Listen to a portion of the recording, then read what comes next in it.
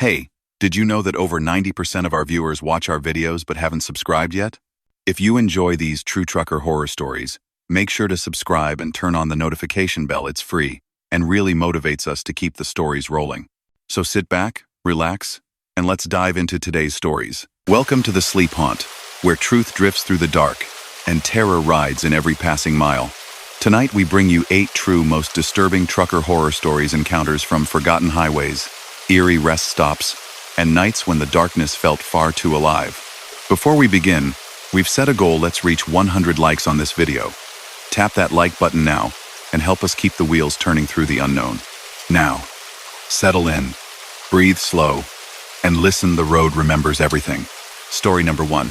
He had been on the interstate long enough to forget the last town's name. Plains on both sides, smooth as a table, a ribbon of asphalt stretching west, its center line clicking under the tires with a steady, restful rhythm. The dashboard clock read 2:17 a.m. The truck's cabin was warm, the vents whispering. Outside, a crosswind tapped at the mirrors and tugged at the trailer like a persistent child. He drove with the calm of a routine night, his thermos close, his logbook neat, his route familiar. That was the trouble with familiar roads. They could hide things in plain sight. The first time he saw the mile marker, he smiled. Green sign, reflective, clean.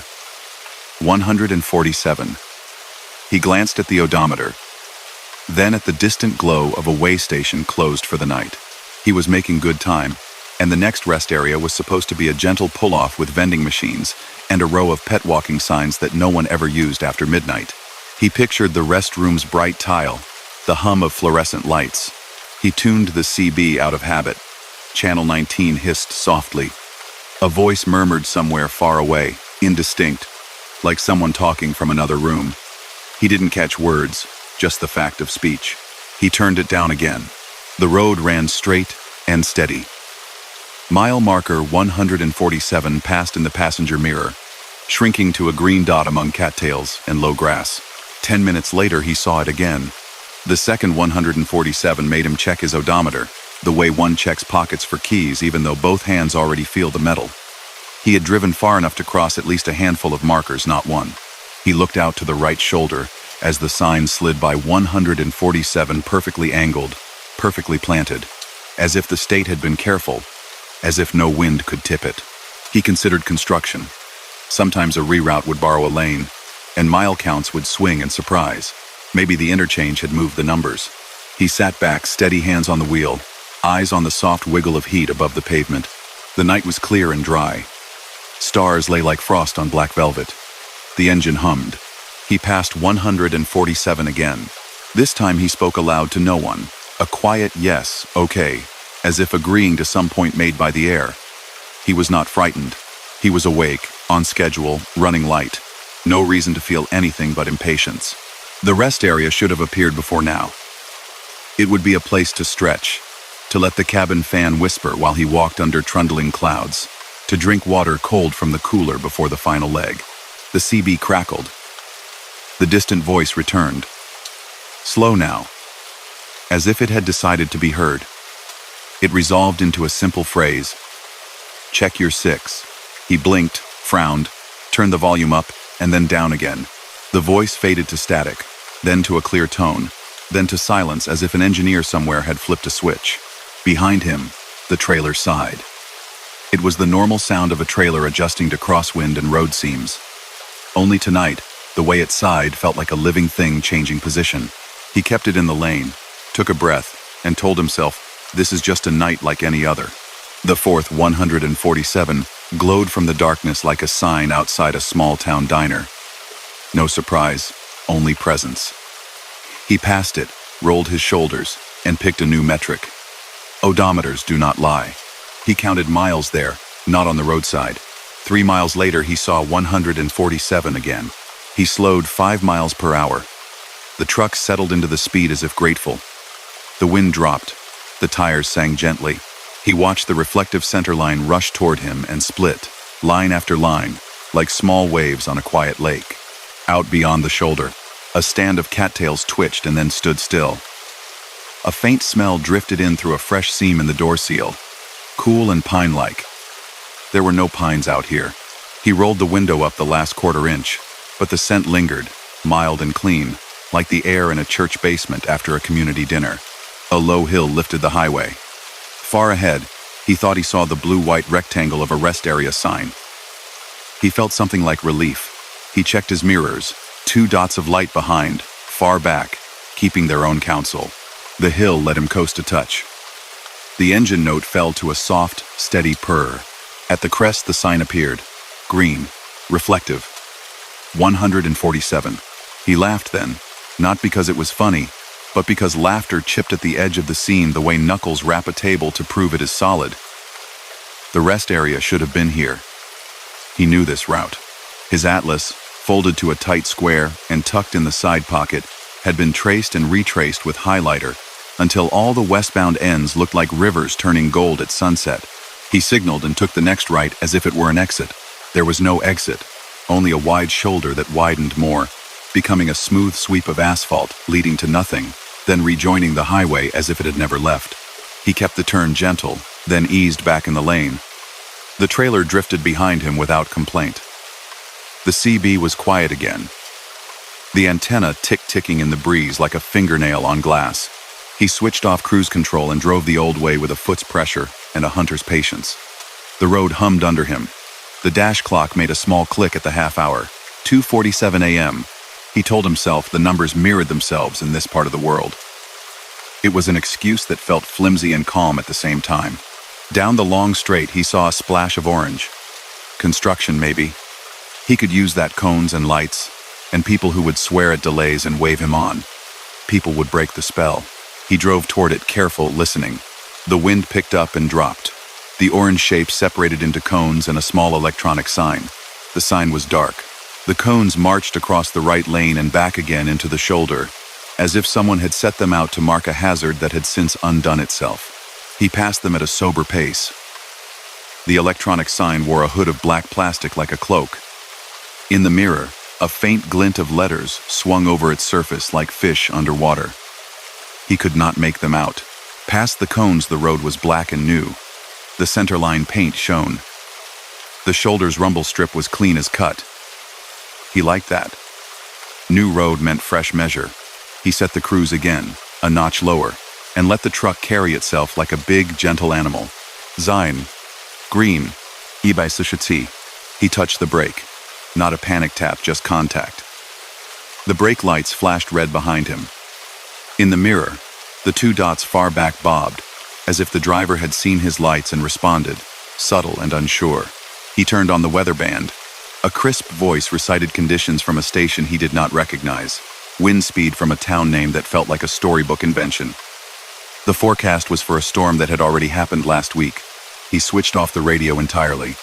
The cabin held a small hush, the kind that encourages the brain to fill it. The odometer ticked miles. The miles did not change the world. The world offered the same sign. He decided to do what a mentor had once told him to do. Stop trusting the big signs. Watch the small markers, the low white posts with their little blue plates, distance plates, and help numbers that are for those who need a tow, not those who need reassurance. The small white posts appeared and went. Their numbers climbed. The big green 147 seconds returned like a patient reminder. He took that as proof of something to be decided later and kept the small measure. White post 3, white post 4. The highway whispered under him. Off to the left, a row of lights appeared, oddly low and evenly spaced. For a moment, they looked like a fleet of trucks on a parallel road. Paces matched. Silent companionship offered through glass. He realized it was a fence line with reflectors. They blinked as he passed. The blink felt timed, as if it were not the motion of passing, but the motion of counting. He spoke to the empty cab the way any driver might, to hear a human voice. "I see you," he said to the signs. Nothing answered. The tires sang. The cabin fan hummed at a setting he had forgotten he'd chosen. The coolant gauge smiled in its usual place. Another hill. Another chance. He climbed with patient torque. He thought about stopping on the shoulder, but he knew the rule. Don't. Unless you have to. He did not have to. He had fuel. He had water. He had miles to think with. On the other side of the hill, the night lay like a lake. In the distance, low and blue, a rectangle breathed. That could be it. Rest area. He felt relief in his shoulders before his head accepted it. He rolled his neck and smiled at the empty passenger seat, at the quilt folded there, at the clipboard clipped to paperwork that did not matter to anything cosmic, only to the morning. Closer. The blue rectangle grew. The roofline of the building edged into sight. The silhouette of short trees and a dog walk rail and a vending machine crown. He signaled early out of habit. The ramp opened. He took it gently. The ramp curved and flattened. The blue sign brightened. He let the truck glide at idle, a quiet, big-bone glide that set everything in the cab to a small jostle. There was no building. There was a concrete pad where a building should be, and a lattice of shadows that suggested benches, and a solitary light that should have been buzzing but was not. He pulled into a slot where cars would park in the day. There were none. The vending machines were void panels. A paper map dispenser stood with its mouth closed.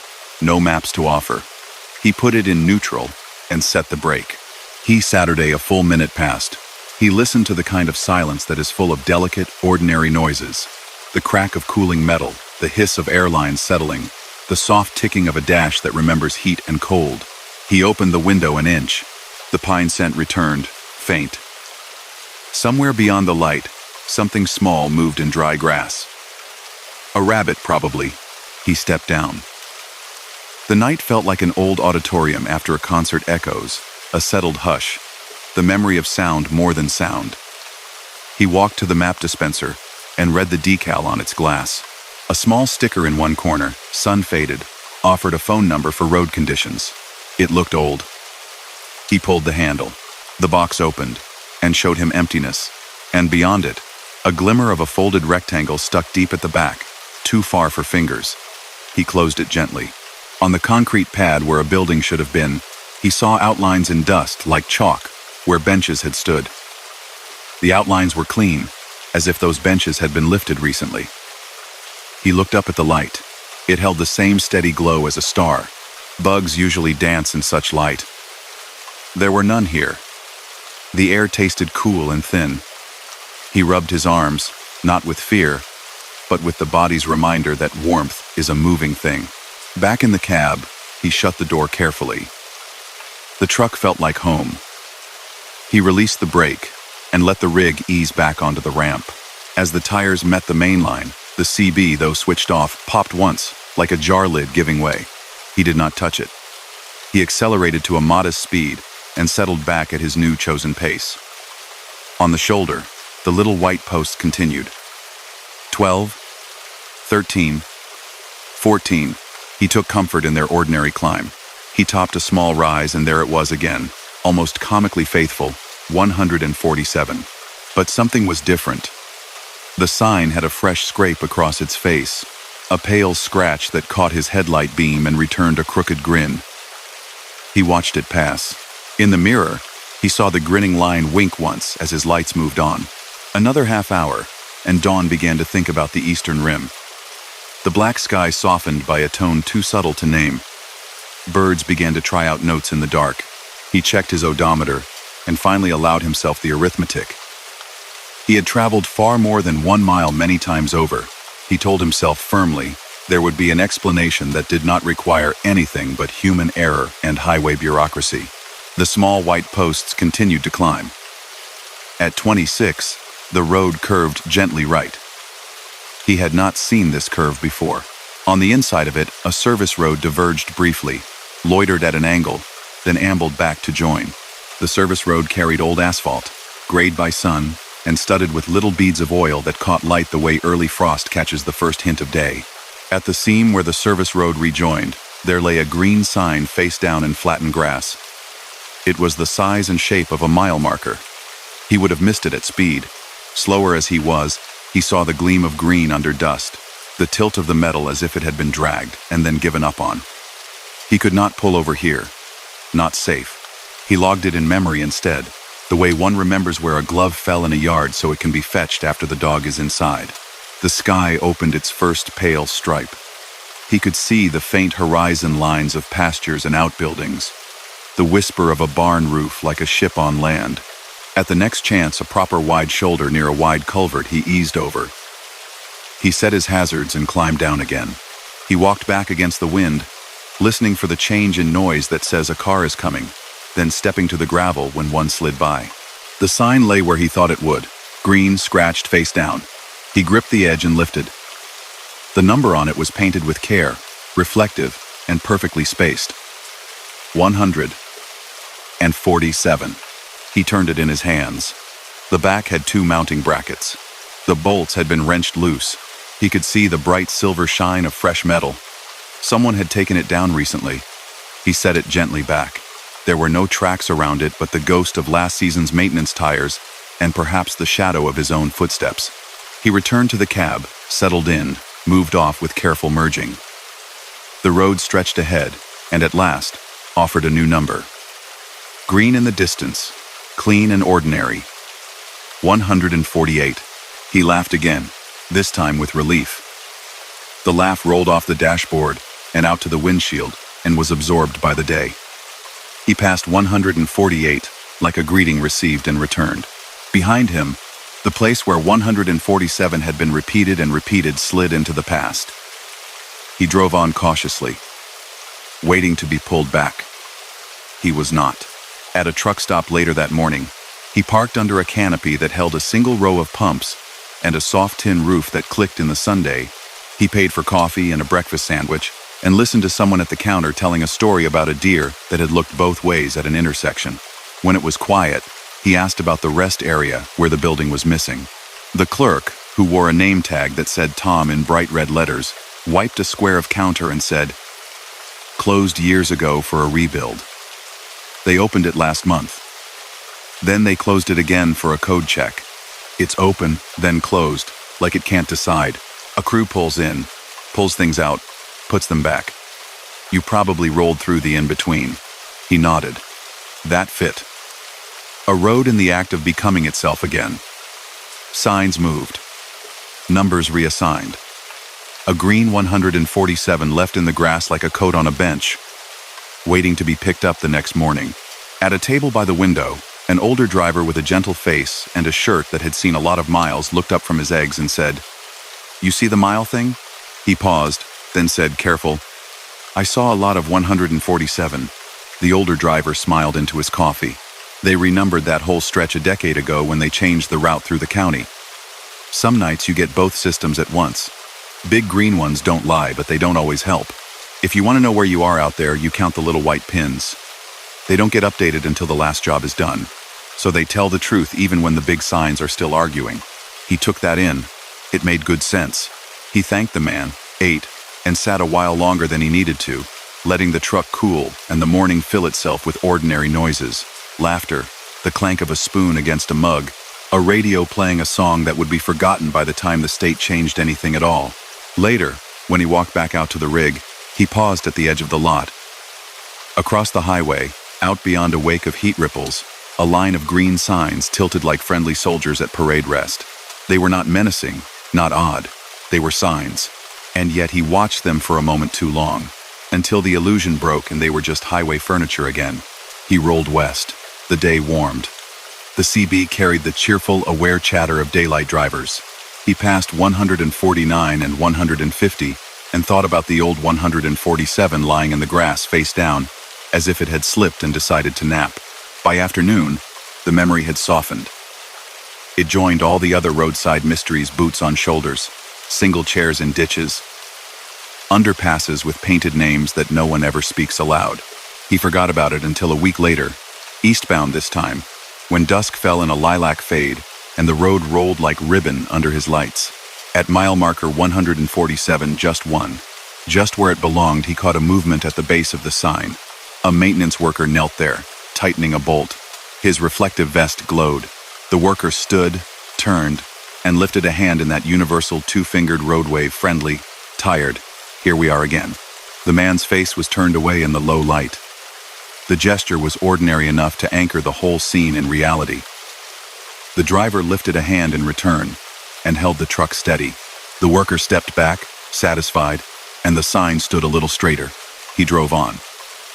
The CB muttered something about a lane closure ahead. He made a note in his head to add a line to his own personal atlas. Count the small posts. Trust the quiet measures.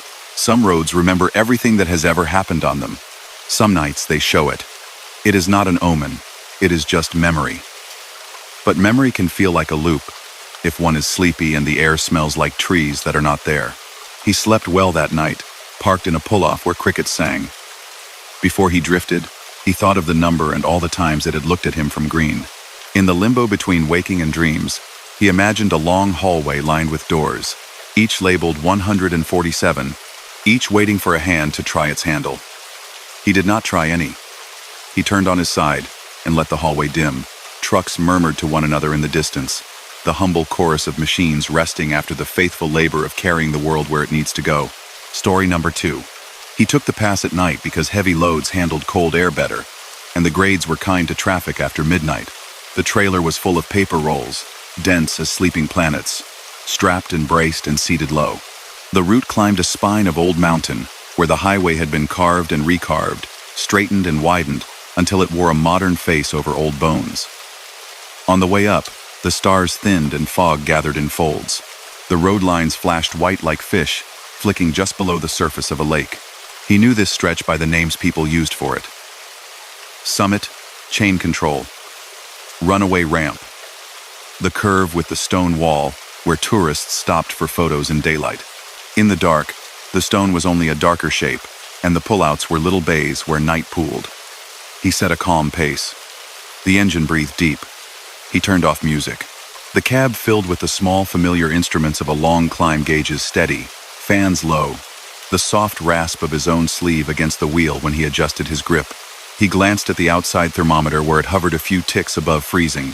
It was the sort of temperature that behaved like a well-mannered dog until it chose not to. On the right-of-way, metal poles appeared at intervals, each topped with a small yellow box that looked old enough to remember when maps were paper and gadgetry came with a cord. Call boxes had once been everywhere out here. Some had been removed. Some were still posted, faded, lids taped, their bellies empty. He had passed hundreds in his career without touching one. They stood like mileposts with voices, waiting for the kind of need that made a person step into the margin of a highway and lift a phone into the wind. The first ring came from the dark like a memory. It was simple, polite, that particular bright, glassy trilling of a telephone that has never learned to sound like anything else. He glanced at the shoulder. The box ahead of him lit from within as if a firefly had found a way inside. He slowed just a hair and carried the truck on its line. He could let it ring. There was no reason to stop on a grade without proof of need. He passed the box, watched it in his mirror, saw the little light dim and go out. Another ring, closer. Another box, this one a few hundred yards further. He felt a nudge at the back of his mind. A thing like the way one notices a deer at the last second. A pattern becoming a shape. He signaled, eased to the wide gravel patch near an old chain-up area where the shoulder widened to a kind of porch.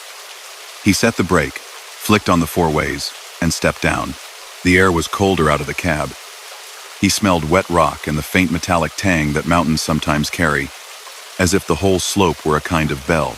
The yellow box stood at the edge of the gravel, a hand's breadth from the weeds. It rang again, gentle, like someone trying not to startle him. He lifted the lid. The handset sat on its hook, black and clean, its cord coiled neatly like a sleeping snake. He put a finger on the handset, felt the vibration of the ring, and then took it off the cradle.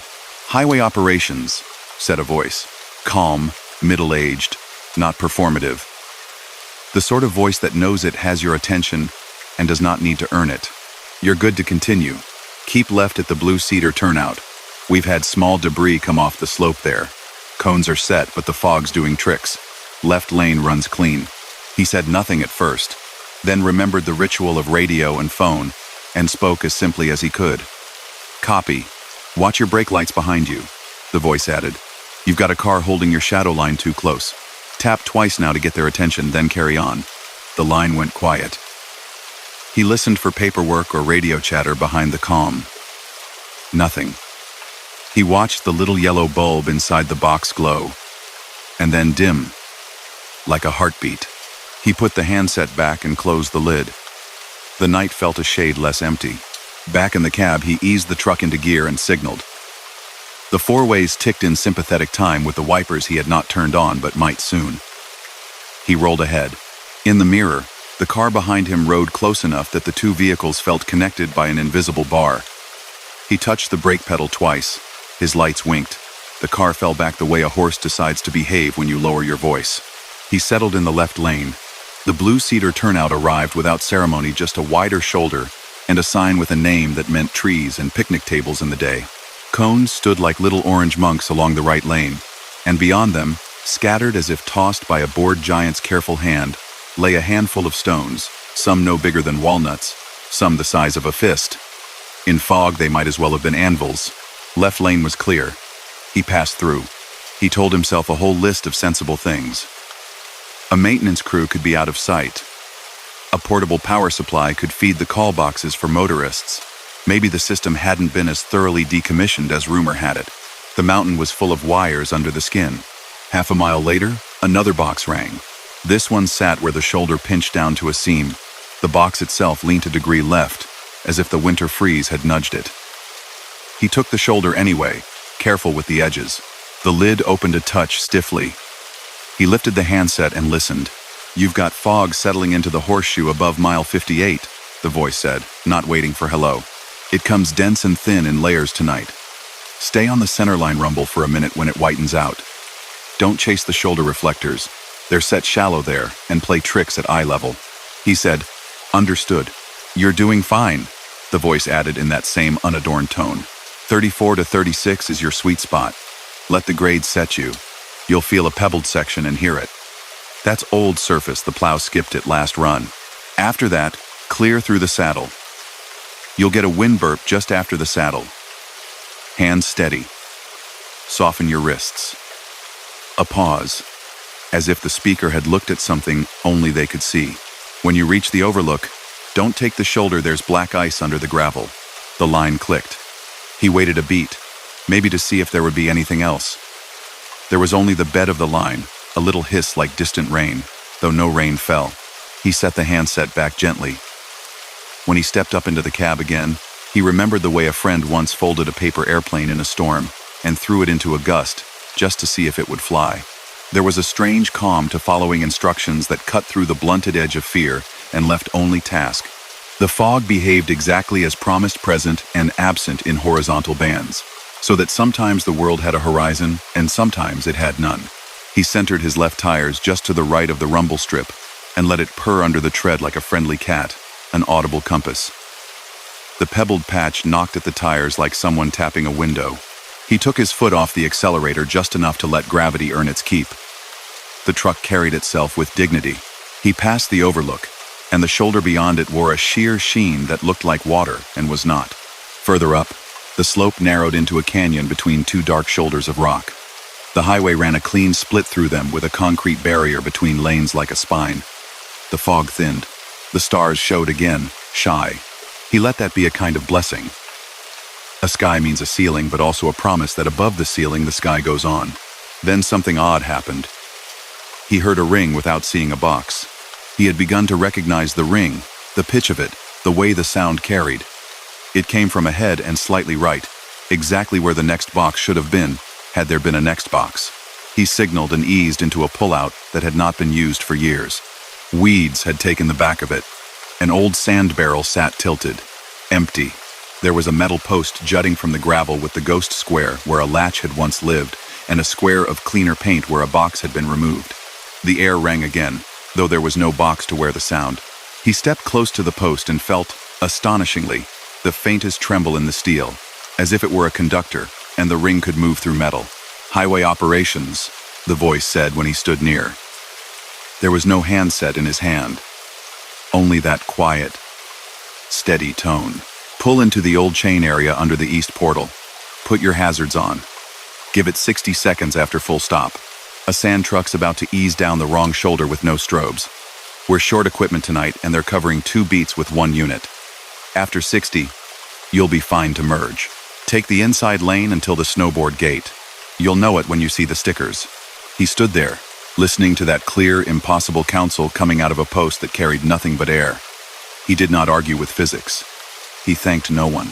He nodded once, which no one could see, and returned to the cab, the way a person leaves a chapel after hearing something that did not ask for proof. He found the chain area and set the brake, and turned on his hazards. The night accepted the flashing red like a heartbeat. He counted silently. Below the count of 20, he would have looked impatient. At 40, he would have looked deliberate. At 60, something heavy rolled into view at a pace that said someone was choosing caution over everything else. A sand truck, old, paint dulled to a uniform matte by winters, came down the opposing shoulder just outside his lane line. A big creature, wrong side, nose down. Its strobes were dark. Its cab lights glowed like a fisherman's lantern in morning fog. It passed slowly, a ship in a narrow channel. And he tasted relief the way one sometimes tastes snow there, and gone without becoming wet. He waited a little longer than 60, because he wanted to, then eased back into the lane and the climb. At the snowboard gate, a bust-up timber fence at a turnout where people often posed in sweaters in the spring stickers, plastered the crossbar in a mass of bright. He smiled involuntarily.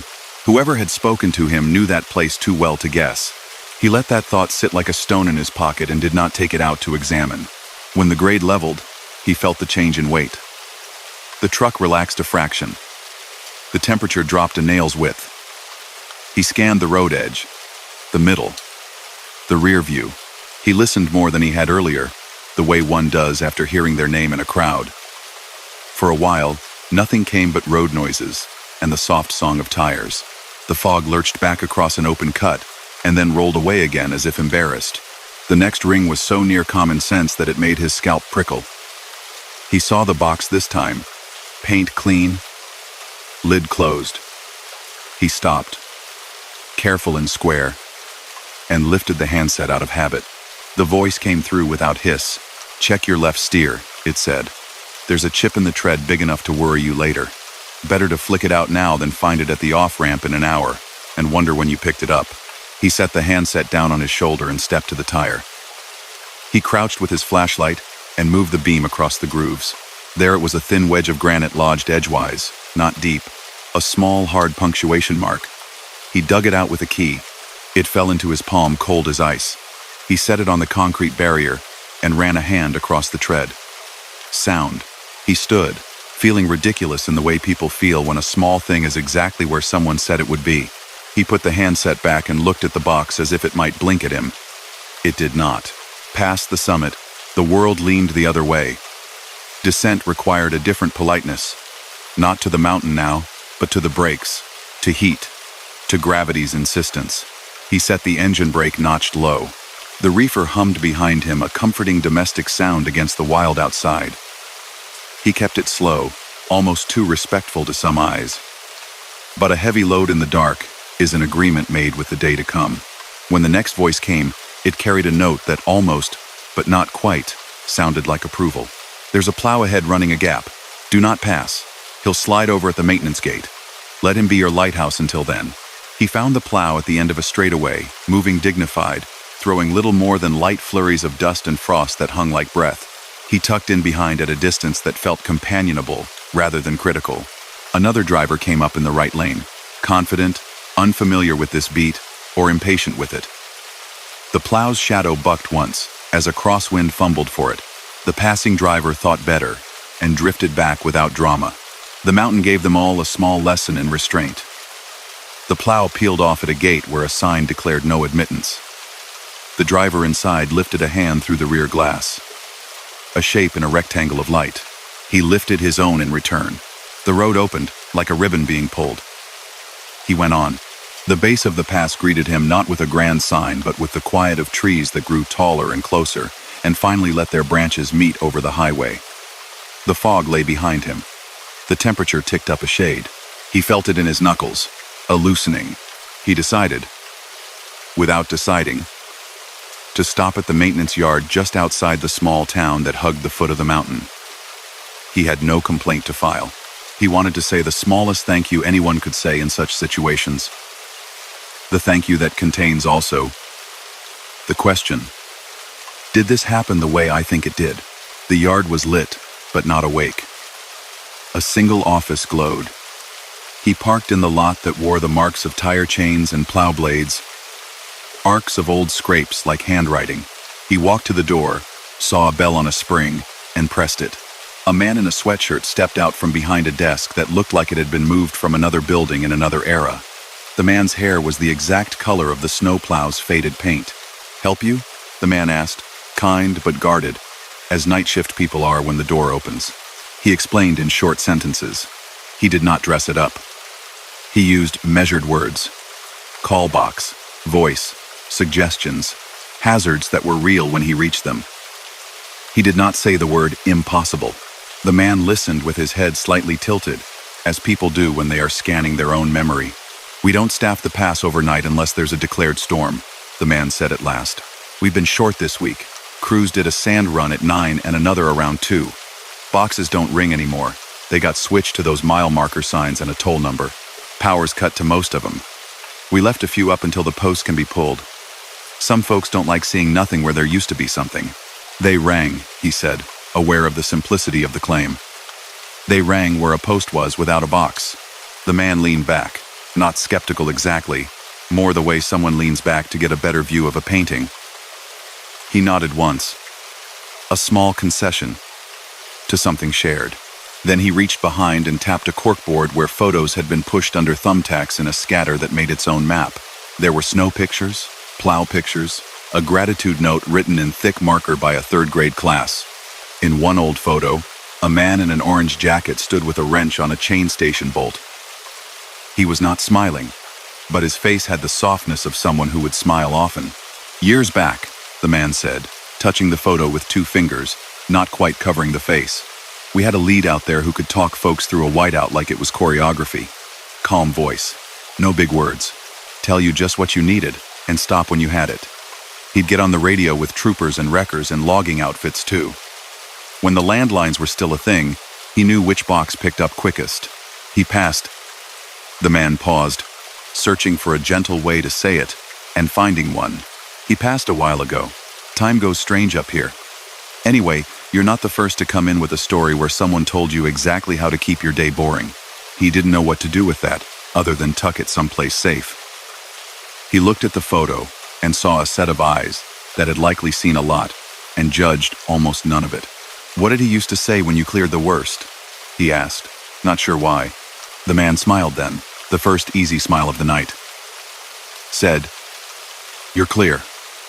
Good night." Like a door swinging shut the gentle way. Those were the exact words he had heard at the summit, after the voice had told him about the tire, before the descent began in earnest. The memory slid in where it belonged, and made itself comfortable. He thanked the man for his time and returned to the lot, where his truck waited with the patient look machines get when they have done a hard thing and are ready for the next. Driving away, he watched the road furniture with a new tenderness. Reflector posts, old call boxes with their bellies empty, the new blue plates with their tidy numbers. Things change and keep their shapes for a while after change, as if polite enough to let those who knew them before say their goodbyes. Down in the valley, lights multiplied and softened. The truck ticked as it cooled when he found a pull-off for a short rest.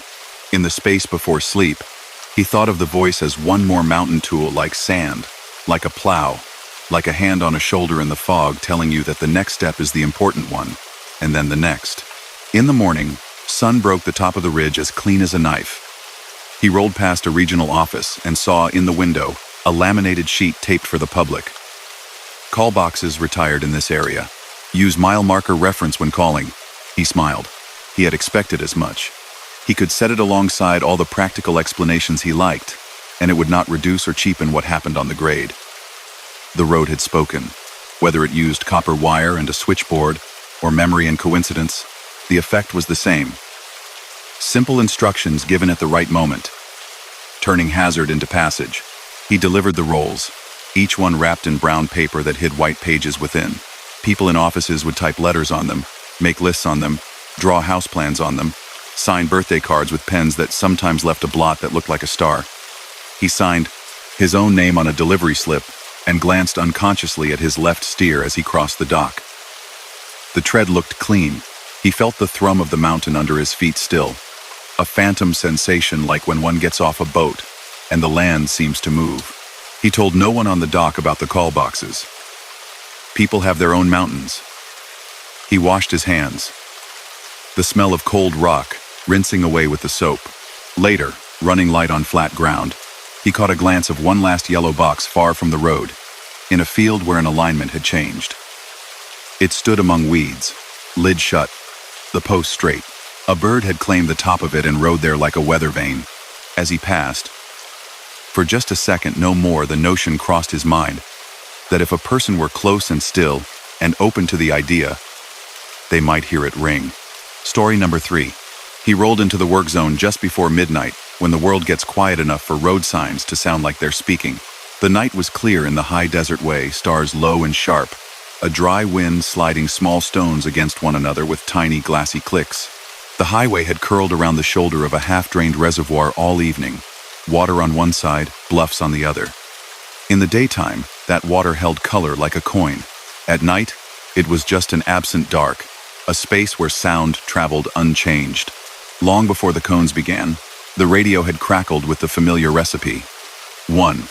Lane traffic, pilot car escort, expect delays. He'd planned for it, padded his schedule, told himself the wait would give his eyes a rest. The cab smelled of coffee and the faint lemon of a wipe from the last fuel stop.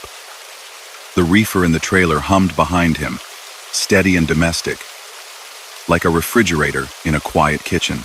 He checked his gauges and settled in behind a handful of cars, at a red sign that read, "Pilot car, follow me," in reflective block letters. The flagger wore a vest that took the light and answered with its own small sunrise. He nodded to her through the glass. She didn't look back. She was watching the far end, where the road disappeared around a shadowed cut.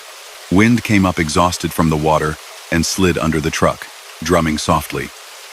Out past the barricades, the lake bed shone pale where the water had fallen back from summer's line. Bits of old highway, decommissioned when the new alignment was built, showed themselves in thin gray slices where the shoreline had moved. He'd heard about it when this route was assigned. The old road had crossed the shallow arm of the reservoir on a causeway and a narrow bridge that made people grip the wheel in daylight and sometimes sing a bit without meaning to in the dark. The new highway ran higher, broader, a clean sweep of engineered thought. Every now and then, the old alignment put its head above water like a thing curious about the present. He was third in line when the flagger lifted her sign a few inches and tipped it, a motion like someone adjusting a hat. Brake lights brightened. Engines rose out of idle. From around the bend ahead, a rectangle of warm amber appeared, bobbing gently with suspension. A pilot car, he thought, old style, the kind with a light board made of real bulbs rather than LEDs, the amber glow soft at the edges. On the board, "Follow Me" blinked up, then stayed steady. The little car's hazard lights flicked the night into friendly pieces. It slid past the queue, pulled a slow U-turn, and took its place at the front, nose pointing into the shadowed mile where a temporary single lane waited like a hallway. The flagger swung her sign, and the first car went, and then the second. He eased his rig forward. Careful, as a man entering water he can't quite see. The pilot car's trunk held a cardboard sign taped inside the rear window, hand-lettered, tidy, "Pilot car." The driver was a silhouette. The "Follow Me" board gave off a low hum like a beehive.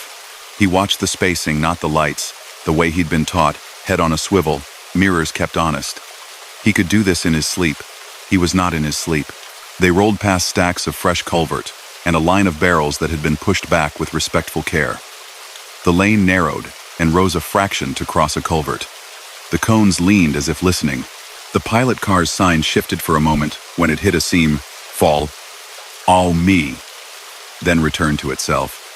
He felt that odd, pleasurable awareness that sometimes comes when the world is both ordinary and strange. The wind pushed, then relented. Far away, someone set off a small firework, and its fizz ended before the sound finished crossing the water. 100 yards in, what should have been the work path clear, neat, guided by cones, took a small drift right, away from the fresh paint, onto a strip of older pavement that wore the color of old newspapers. He frowned without meaning to, and checked his radio. Channel 19 was soporific, hissing. He tried the work crew's posted channel. Nothing answered but the thin whisper of air in a cable, the sound you hear when a shell is held to the ear. He was not the sort of person to second-guess a marked escort, and anyway, the pilot car was honest in its body language. Steady, unhurried, the sort of motion meant to be followed. He made the turn. At once, the geometry changed. The new lane's reflective tabs, bright and evenly spaced like the pulse of a heartbeat, gave way to the older, embedded cat's eyes that winked when his lights touched them. The shoulder tightened. The guardrail lost its shine and turned wooden thick posts capped with the graying lids of bolted plates, a style not used often anymore on new builds. He told himself they had opened the old alignment as a temporary bypass. It would not be the first time. He watched his trailer track in the mirror and kept his breathing even. The gate appeared with that trick of the desert where everything looks close and then is not, and then suddenly is. A chain-link swing gate stood off the right-of-way a few feet, its open half pressed back into a brush of rabbit grass and sage. A padlock hung at the end of a chain looped around a latch, but the chain lay slack, like a belt unbuckled. The pilot car passed through, and the Follow Me board brightened as if pleased to be doing a job. He slid through behind it, and felt something like a threshold under his tires, an old rumble strip or the memory of one. Beyond the gate, the old road sloped between embankments that held a lake when the lake was high. The surface was not rough exactly, but it spoke under the tread in a different dialect, a whispering rasp from crushed stone set in asphalt that had seen more summers than the main line. The Follow Me board's bulbs made their own small weather in his cab. He adjusted his seat a quarter inch and smiled without humor at himself for doing so. He kept one eye on the shadow line of the causeway. Far to his left, the water pooled black against the broken outline of the distant bluffs.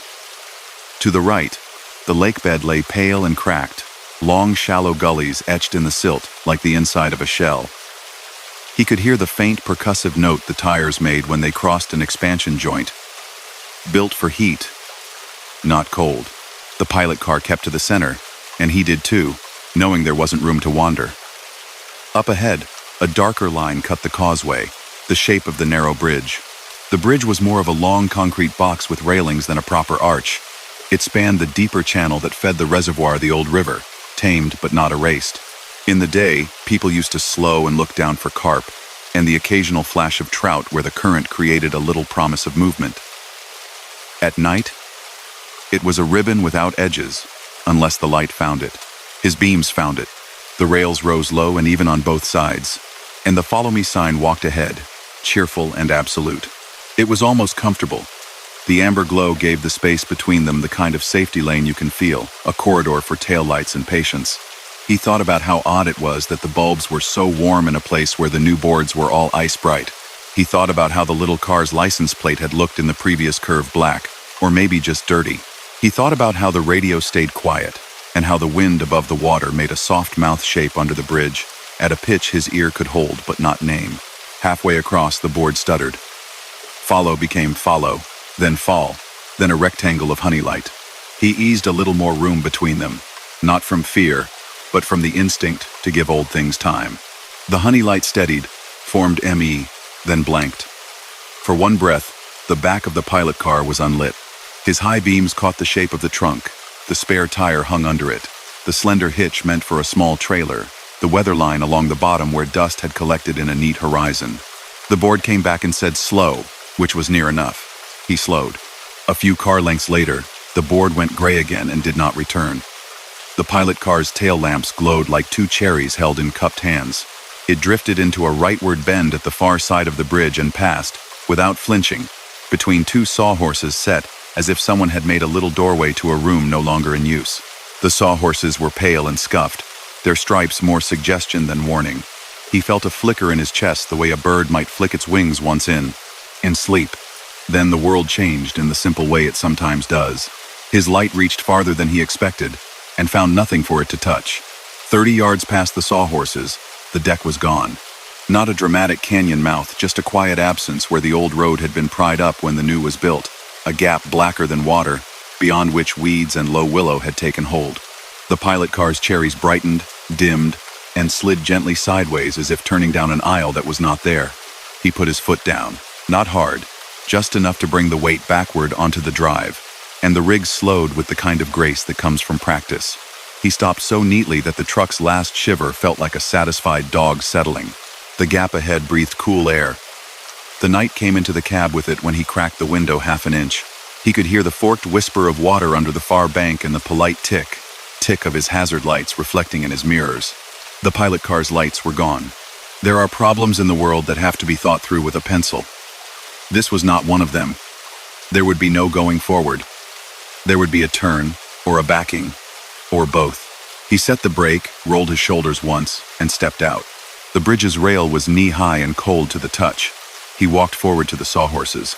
The gap, up close, was not large in the sense of the earth 50 feet, maybe 70, but it was absolute. Rebar pins bent upward from the broken slab like short grass. Beyond, a compacted pad of dirt sloped down to the lake's margin where a work road had once been graded, then scabbed over with a season's worth of dust and reed. The view reminded him of an old map where a river cuts the page, and the border at the bottom declares here the chart ends. He walked back to the truck, counting steps like a carpenter. Who knows how many shuffles it takes from tool bin to saw. The pilot car had left no sign of itself. No idling engine tucked in the dark. No shifting glow. He thought of calling out, and did not, because the night here had a particular courtesy, and he did not want to be the one to break it. The causeway widened just after the bridge, by a mercy of design. Maintenance had needed room for a turn at some point in the long ago, and someone had poured an apron to let a plow swing without leaving a gouge. It was not generous, but it was enough. He looked at the scuffed concrete and saw chalky rings where barrels had been stored, and a faint rectangle where a small trailer had sat and been towed away. He could make this, if he went slow enough to sleep.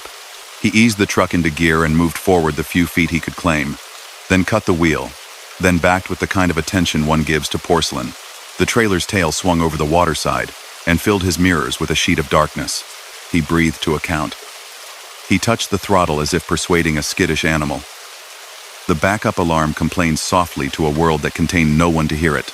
At the apex of the second shunt, he stopped because stopping is as important as motion when the space is tight and the world is wider than the truck feels. It took him 9 moves. On the 9th, the tractor's nose saw again the rail where it had been, and the trailer's wheels found the old tracks of their own arrival, and the slight comfort of a known line. He pulled forward and onto the bridge, not hurrying. When he was square on the span, he let himself look in the mirror at the gap once more. It did not look any less polite for having become a fact. It was simply there. At the chain-link gate, he stopped. He did not need to. There was space to ride through. But he put the truck in neutral, and set the brake, and stepped down again. He lifted the loose chain and slid it through the latch and through the padlock's empty bow. He did not lock it. It was not his lock, but he made the gesture that says a door had been left open and is now, if not closed, at least less inviting to wind. On the gate's crossbar, a sticker long faded had been half sheltered by the hinge plate. Weeks and sun and dust had conspired to keep one corner legible. It read Project 87. Temporary closure. Use new alignment. Gate to remain locked. He traced the letters with his eyes and felt the odd temporal overlap one feels in a museum when a common object declares itself centuries old. Back at the head of the work zone proper, the night looked the same as before and not the same at all. The flagger had been replaced by a man with a longer beard and a thicker jacket.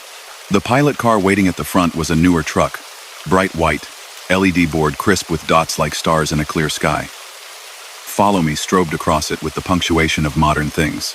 There were more cars now, a little quiet river of taillights queued and patient. He idled up and put his window down. The bearded man stepped close enough for his breath to fog the glass and gave him a nod that felt like a question without words. I followed a pilot car through the gate, he said, calm and simple because any other tone would make it a tale. Old board, amber bulbs.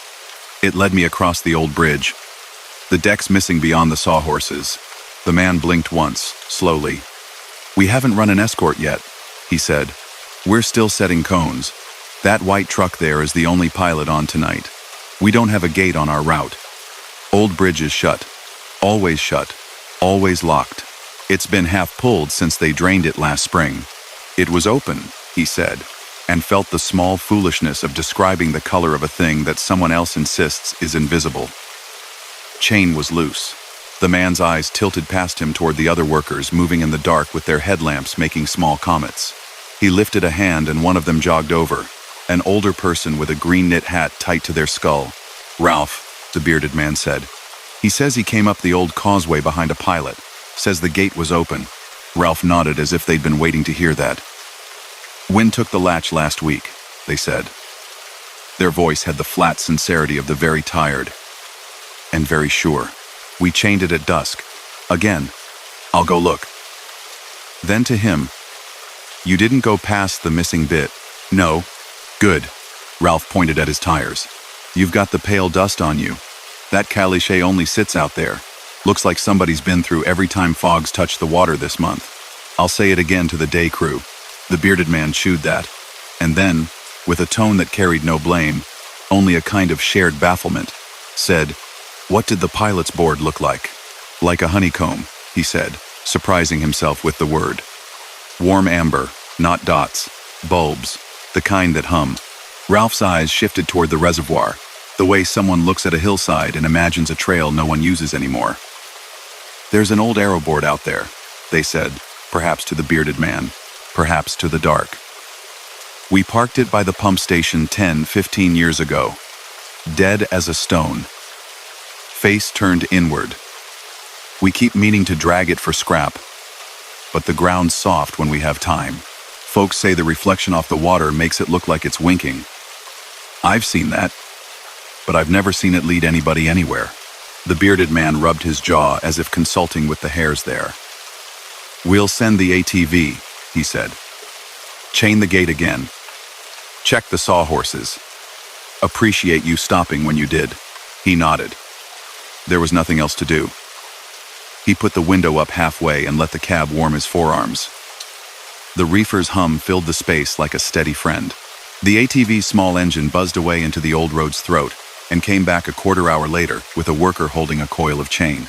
He watched them loop it, lift it, make a knot of metal that would not slip without fingers. The night accepted the small clatter and went back to its soft wind. When the actual escort began, it felt almost comically bright and sure. The follow me letters on the modern board scrolled with a confidence that could be measured. He fell in with the others and moved along the proper path, past the stacks of pipe and the sleeping grater, past the place where the new alignment rose to meet the cut with a lane like a ribbon in a box. Out over the water, to his left, the old bridge's low rail glinted once as if someone had struck a match and then let it go out. He looked away on purpose, not to deny it, but to keep from mapping it too precisely in his head. The town beyond the work zone kept its lights low. A diner's sign buzzed in the way only diner signs do. He took a pull-off and sat at a counter that had been wiped so many times the wood grain had a kind of sheen. The woman behind it set a mug in front of him with the small skill of someone who knows where hands go on a long night among strangers. "Detour treating you right?" she asked. "It's doing its job," he said. "Ever run that old road?" She smiled without showing teeth. "Not since they moved the highway up there," she said, nodding toward the black space beyond the window. "My dad used to drive a school bus over that bridge when the lake was low. He said there was a pilot car made of a pickup with a box on the back that just said 'Follow me' in lights. Folks thought it was fancy. They took pictures of it like it was a monument. When the dam work started, they parked that box out at the pump station and forgot it. Fishermen say on fog nights they see two lights cross the water with no boat. And we tell them they're looking at someone's taillights, and everybody sleeps just fine." She refilled his cup. "You look like you could." He did, and he would. But not before he drove past the reservoir one more time with cargo light as air. Dawn came hesitant, and then sure, and the lake turned silver where the sun found it. The old road lay visible all the way out to the gap, the bridge a thin line with a small shadow. On the shore near the pump station, something rectangular and dark stood half hidden in reeds. A face turned inward. A bird landed on it and then lifted again, turning that rectangle into a moving thing just for a second. He did not slow. He did not speed. He let the truck be exactly the weight it was and the world the shape it wanted to be. There was nothing in his mirrors behind him but his own taillights and the clean curve of the new road. In the glass ahead, the daylight made even the caution lights look friendly. He thought, not with fear but with that quiet respect that keeps people alive, about the difference between a sign and an order. Signs show, orders insist. That night, something had shown him an old path, and he had insisted on the rule that has saved more drivers than any trick ever did. Stop when the unknown gets too bold. He filed it where such things go, with the small stack of experiences that don't demand to be told but won't be forgotten. and he slept later with the kind of sleep the road sometimes gives in return for good behavior. Story number 4. He took the detour because the arrow left him no polite choice. The sign glowed on its own aluminum like frost catching moonlight. Detour State Route Alt. The main line ahead wore a quilt of barricades and beacons, and cranes stood with their booms lowered like long-necked birds sleeping. Midnight had already rolled past on the dash clock. The air out over the flats was dry enough to make sound carry without changing shape. This was open country, the kind that keeps its horizon far away on purpose. He downshifted and felt the truck settle into the turn. The cab lights were dim. The radio had become a low murmur an hour ago and stayed there, like someone telling a story in the next room. He eased off the interstate and onto a 2-lane with a shoulder as narrow as a belt. A row of aero boards paced him through the first curves, each one flashing in time with the next, as if the night had decided on choreography. He followed because that is what you do when the road changes its mind. The first mile of the alternate route felt like an old memory. Fence posts leaning in rhythm, a windmill's skeleton standing black against the sky, a small house with a single porch lamp glowing the way quiet lamps glow when no one is awake to turn them off. He passed a sign that said Garner Road in white letters, then another that declared Garner City Limit in a font older than most of the pickups that would have surged through here on weekends. He remembered the Atlas notation from earlier, Garner Services, Limited. He had not planned to stop. The tank was fine, and his thermos still had heat. The detour did not ask him to rest, only to bend. At the edge of Garner, the speed limit fell like a soft word. 35, then 25. He let the weight of the trailer carry him down to the number. The streetlights here were the kind that wear metal caps like helmets. They gave off a color that flattered brick. Storefronts presented glass faces with displays that looked equal parts prepared and forgotten. A hardware store had a pyramid of paint cans, stacked like a parade float. A barber's pole stood still, under its own window. A diner's open sign flickered with a steady wink that wasn't for him. He followed the orange and black arrow that had been nailed neatly to the telephone pole at the corner. Another waited 3 blocks down, angled right. He took the right. The 2-lane ran straight, and then buckled gently over a shallow dip, where a drainage had been coaxed under with pipe. He watched the cab bounce, so he'd feel it again when the trailer did. On his left, gapped between buildings like a missing tooth, a yard lay open to the street. A swing set, the older kind with the A-frames you can shimmy up, showed a gloss from the lamps like a trick of dew. No one sat on the swings. There was only the wind and the sound of distant roadwork carrying across fields. His GPS did not map the detour precisely. The screen offered his position as a long oval with the truck icon floating just off a gray line that didn't match the asphalt under him. He closed that display and fell back on what he trusted. His eyes, his mirrors, the simple metric of counting turns. He made a second right when the arrow told him to. A block past that, he crossed a faint X on the pavement where a railroad had once interrupted traffic. The crossbucks were gone. The paint remained. He listened out of habit anyway and heard, not a horn, but the memory of one. At the next corner, another arrow pointed right. He frowned, not with suspicion, but with the mind's quiet habit of noticing patterns. Right, right, right, and then something should be different. He made the third right. The truck walked the curb with a grace that comes from knowing its own swing. The trailer cleared a parked pickup by an inch that was more than enough. It was an odd sensation to pass the same hardware window again. He knew it was the same because the pyramid of paint cans wore a top can with a misprinted label that read primer in a way that suggested it had been dropped or rubbed. The barber's pole had the same tiny chip on the glass near the base. The diner's sign underlined the same letter in O-pen with a bright seam that made it look bold. He checked himself in the mirror, in the little glance drivers do when they want to make sure they are awake in the way that matters. He could have stopped right there and studied the map. The safe thing, really, would have been to declare a brief pause and let the brain line up the picture. But the arrow was kind. It aimed him down 1 block and then right again, and there was nothing forbidding in its tilt. He chose to see the loop as a necessary circle around whatever was closed ahead. Cities do that, send you polite directions until they can give you back to the road you asked for. He made the 4th right.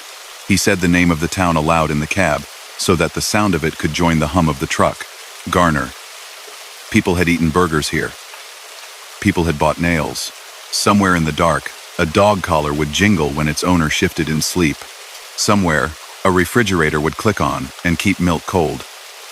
He did not feel watched. He felt placed, like a pin in a map. After the fourth right came the crossing again, the faint X like a chalk X from a schoolyard game. He slowed more than he needed to. The night answered with the rattle of his own gear and the feathered rush of wind past the stack. He rolled the window an inch and let in the smell of dust that lives in small towns near fields. If he had imagined it, he might have decided the air carried the near sweet of frying oil and coffee. He did not make it a trick. He kept it air. At the fifth right, the arrow was an older one.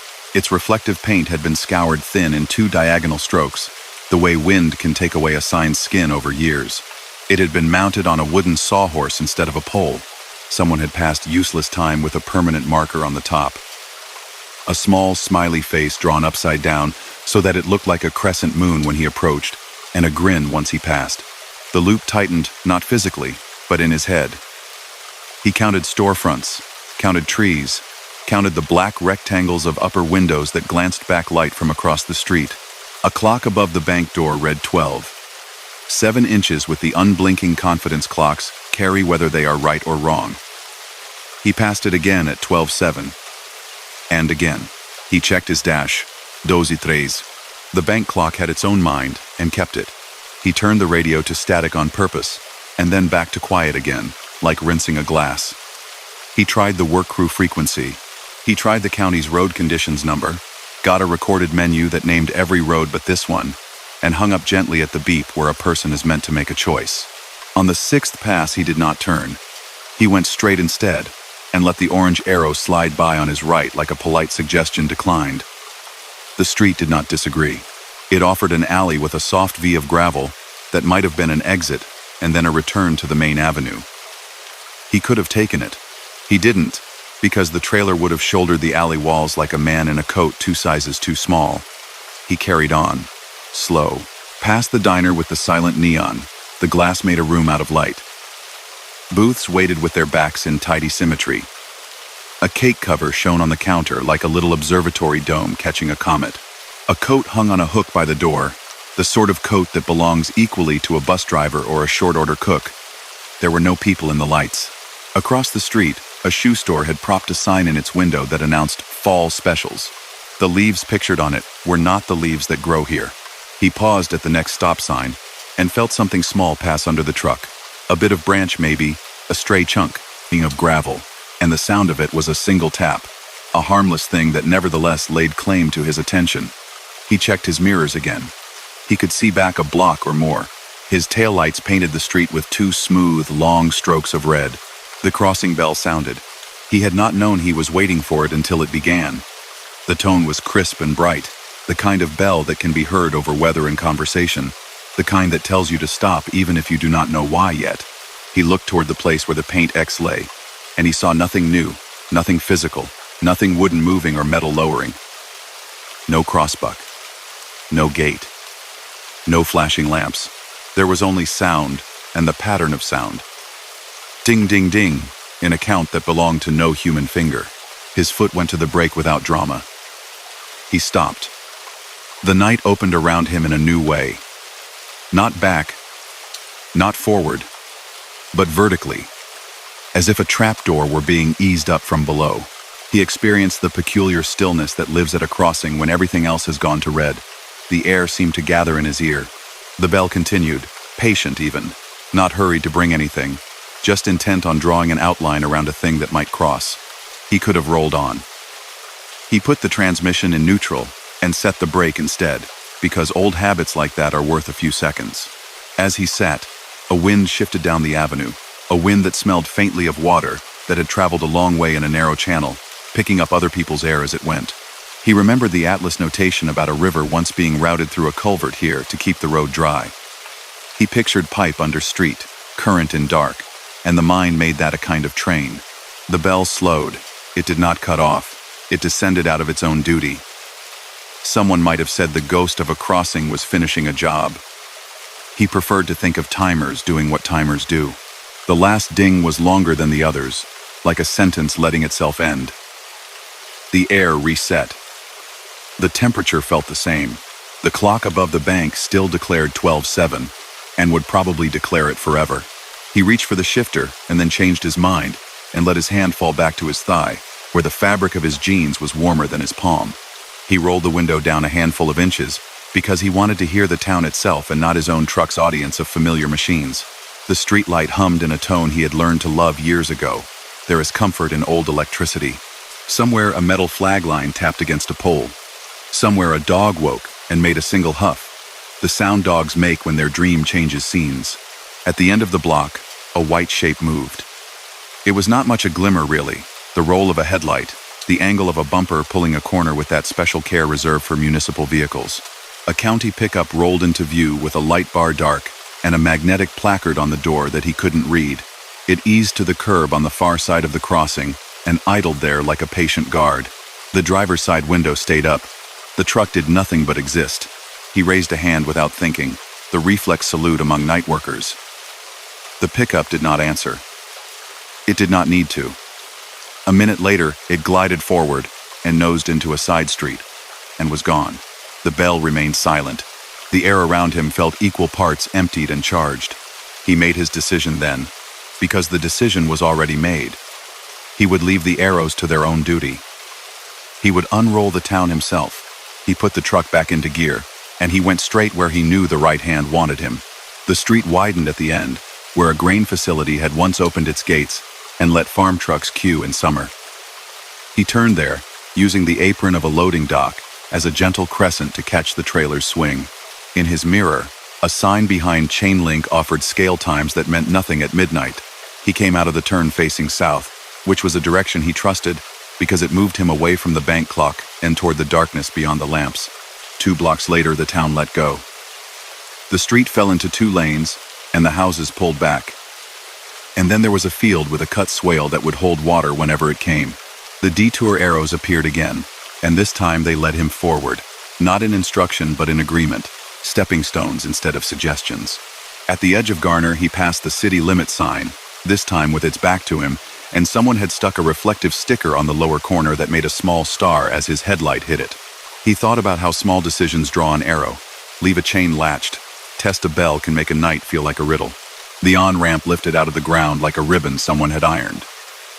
He took it and found the interstate faithful and open. The barricades on the work side stood like a small city of sleeping paper lanterns. He merged and took on speed and checked his mirrors, and felt his shoulders let go of some tightness that had behaved itself well. The cabin filled with sound, the way only an open highway lets its tires on aggregate. Air combing the stack, the modest thrum of a well-tuned engine running where it likes to be. An hour later, under the canopy of a gas station where bugs flung themselves with joy at a light older than they were, he poured coffee and asked a casual question that could be offered to anyone working a counter after midnight. "How's Garner doing these days?" The clerk, a woman with a ponytail high on her head and a pen behind her ear, looked up at a television on mute, where weather maps scrolled, and said, "Old Garner or new Garner?" He lifted an eyebrow in a way that let the question fall out of his face without words. She set the pen down and smiled in a manner that said this was not the first time the topic had walked in with a trucker. "They moved the town, you know, back when they raised the levee and shifted the highway. Built a new strip a mile east with a big box store and a school that has the gym everybody uses.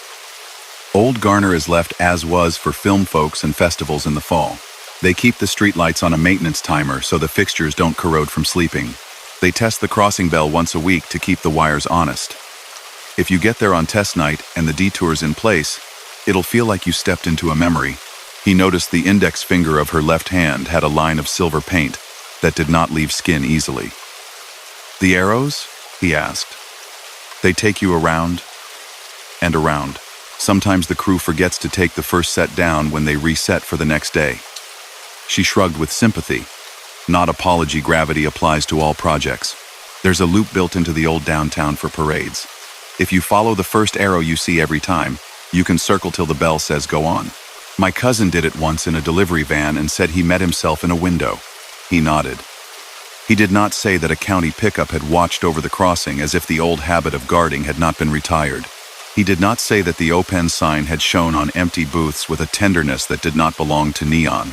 He drank coffee and let the heat push back a kind of cold that came not from the air, but from the mind leaning into a curve that wasn't on any map. On the road again, the flats widened, and the sky gently changed its texture where the east began to lighten.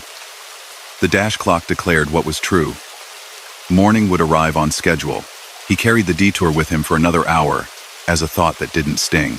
When the day put color back into the land, he passed a billboard that showed a smiling family next to the words, "Welcome to New Garner. We kept what mattered." The photograph behind them looked like a street very much like the one he had just left, except newer, with extra parking and a mural on the side of the grocery that included a train painted with clean lines and no track under it at all. He put miles between him and the sign. The road went on with its plain, gracious business of being away. In his mirror, the night he had just come through looked ordinary, which is to say it looked like memory, an arrangement of corners, a bell, a polite pickup, the feeling of being turned so gently that the world kept its place. Later, much later, he would think of Garner when he drove through other towns with old bones under new skin and hear, in certain wind, the echo of a bell telling the empty air to wait while something invisible crossed. Story number 5. He hit the Beltway at 3:13 a.m., the hour when cities take a breath and let their lights hum to themselves. Rain had come through earlier and left the pavement dark as a film negative. His wipers worked the glass on the lowest setting, a tidy metronome that did not demand attention. The load in the box behind him was seal sticker clean, stacked electronics, light enough to make the rig feel nimble, heavy enough to put a good hand on the road. The plan was simple: cross the ring before morning crews shook out their cones and commuters began their daily choreography. Noise walls flanked the highway here, long runs of glass and polished panels designed to turn sound back toward itself. In daylight, they showed the city like a painting cut into careful rectangles. At night, they became a second highway laid over the first, a ribbon of reflections that moved when he moved, a silent conversation between light and distance. He took the express lanes because the overhead told him they were open, the green arrows calm in their authority. The gantries along this stretch wore variable speed signs that could think for themselves. Tonight they suggested 45, then 40, then back up again as if considerate of rain and an old habit of caution. He held to them like a guest who follows the house rules, without irony. On his right, the glass wall started to curve, following the shape of a neighborhood tucked just beyond. The panels were so clean they multiplied every headlight into a thin, controlled shimmer. He checked his mirror, checked his blind spot the old-fashioned way, checked the wall again. That was when he saw the box truck. It was there in the reflection, neat and undeniable. A dry van with a high cube roofline, 2 headlamps, and a pair of fogs set low. The lamps had a mismatched look, one warm, one the stark white of a newer bulb. It paced him on the right, as if the barrier itself were a window onto a parallel road where a twin highway moved in reverse. He flicked his eyes to the actual lane beside him. Nothing was there. He looked again to the wall. The box truck stayed, composed and present, occupying the ghost lane where geometry stores its spare pictures. He tried a small test. He tapped the brakes, gentle as a nod, just enough to wake his own trailer lights. In the wall, the box truck's brake lamps brightened 2 fractions late, like an echo returning from a canyon. He felt the skin on his shoulders tighten the way it does when a dog pricks its ears at a sound we cannot hear yet. He breathed and told himself what made sense. Glass can fold space. Curves can borrow sight lines from around the bend. The wall might be showing vehicles ahead, not beside. A mirror can be an instruction if you let it. The rain came back in a polite sheet. The world halved itself into what was inside the cab and what was beyond. He rolled a window down a small crack because night air keeps drivers honest. A faint ticking reached him, one of those peculiar beltway noises that float without source. A turn signal somewhere, left, right, left in a tempo so familiar, his own thumb twitched on the stalk without meaning to. He saw the ladder a breath before he would have without the wall.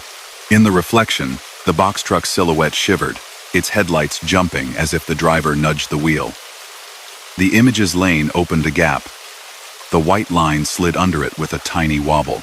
He glanced forward, and there it was in his own lane, 3 car lengths ahead, a folded aluminum ladder with its feet pointed like arrowheads, and its treads making a silver ladder of air. He eased left, Slow as courtesy, no drama, just a long, smooth slide that felt like exhaling. The ladder passed under his mirror and was gone, the sort of hazard a night can keep to itself if everyone is patient. He wanted an explanation that didn't require words like strange. Curved glass reflects at angles people don't expect. Light travels faster than tires. If the wall showed him a vehicle negotiating a hazard ahead, his mind could learn from that picture before his eyes had time to draw their own. It felt like cheating on a test and getting a score that left no one harmed. The hum of the variable signs fell back to 40.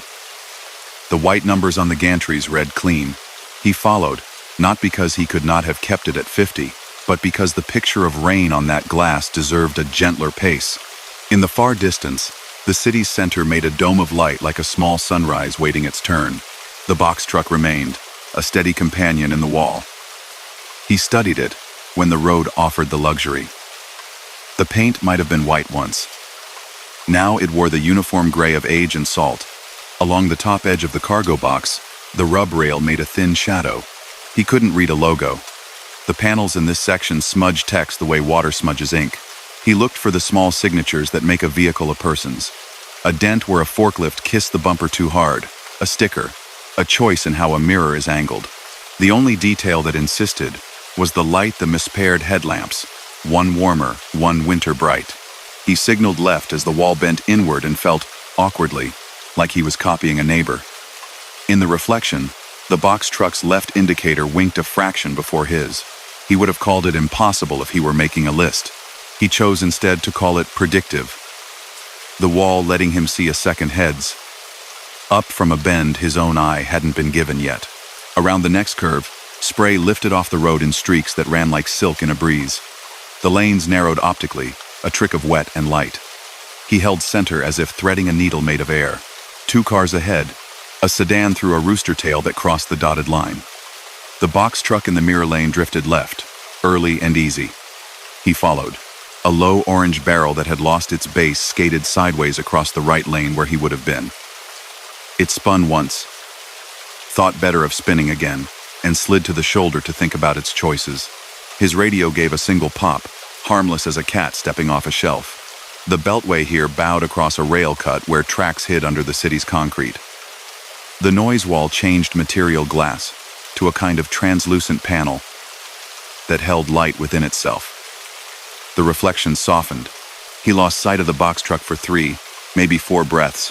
It returned when the glass returned, as if it had accompanied him through the blind spot on purpose. He found himself listening for that strange, borrowed tick, the metronome of a turn signal that wasn't his. Right, left, right. The cab's clock slide-ticked to 3:24. He thought of all the other drivers around this circle, some carrying livestock, some carrying bread, some carrying nothing but empty pallets, and the need to be somewhere else. He imagined the sound walls holding everyone like a book holds its readers, each in their own paragraph. Far ahead, a green service sign promised a plaza with fuel and coffee and showers that steamed long and friendly. He planned to stop there, not because coffee was required, but because the human face after rain is worth paying for. Before the exit, the wall swung sharply and made a lens. In it, the box truck grew larger, as though he were approaching it, which he was not. It signaled right. He was not signaling right. He touched his stalk by instinct, a polite test. In his lane, a sedan with no lights on appeared suddenly slow, as if the driver had mistaken a left exit for their own and lost nerve. He tapped the brakes, tapped the horn once, that little neutral sound that says you are not alone. The sedan corrected itself, took the exit last second, and the world continued to be possible. The service plaza rose out of the wet like a small shipyard, high masts of light, low islands of pumps, a few trucks settled like barges at the edges. He eased off and rolled to a stand on fresh paint. The rain lightened to polite dots. He set the brake and shut the engine down, and listened to the brief song of cooling metal, an after-storm lullaby he never got tired of. By the door, a maintenance van idled, orange stripe catching the plaza light. A man in a city jacket stood under the awning with a squeegee and a bucket, working his way along the base of a glass panel another crew had installed years ago. The jacket said infrastructure in small letters, which is a big word doing quiet work. Inside, he poured coffee and let it steam his face. He asked the cashier a question a person could ask without sounding like a child. Those sound walls out there, do they ever show what's ahead? Like a preview? She smiled the way some people do when they've heard a local riddle and are fond of it. You'll want to talk to him, she said, tipping her head toward the man with the squeegee. He loves that wall more than some folks love their cars. He found the man packing his bucket, ready to move his operation down the glass. You responsible for that? He asked, tilting his chin toward the highway. Responsible's a strong word, the man said, kind-eyed. I keep it from turning into a mirror for pigeons to argue with. What's on your mind? I keep seeing a truck in it, he said. Not beside me, not behind, in the glass, like I'm being shown a car length of future. Lens effect, the man said with the simple pride of a thing properly named. That curve's got you. The panels are angled to send sound back where it came from, but the light rides the same angles. You get the right distance and speed, and you're looking at what a driver 200 yards ahead is doing, not the one next to you. We didn't design it for that. It's just a nice side effect for folks who pay attention. Folks who don't think it's spooky, I mean. Spooky's not a bad word. Depends on your shift. The man hooked his squeegee into the bucket handle and looked beyond the plaza lights toward the wall that ran like a river. Years back, we had a study on that curve. People were slowing right where the signs asked them to, and they didn't know why. Turns out half of them were reading the wall like sheet music. They'd see brake lights move in that ghost lane, and their foot would relax before their eyes saw the hazard. The engineer smiled a lot and said nothing out loud because they don't like to take credit for accidents that go right. He thought of the mismatched headlamps. You ever see a box truck in there with one warm and one bright headlight? The man's smile thinned into a line that said he'd tell a story if invited.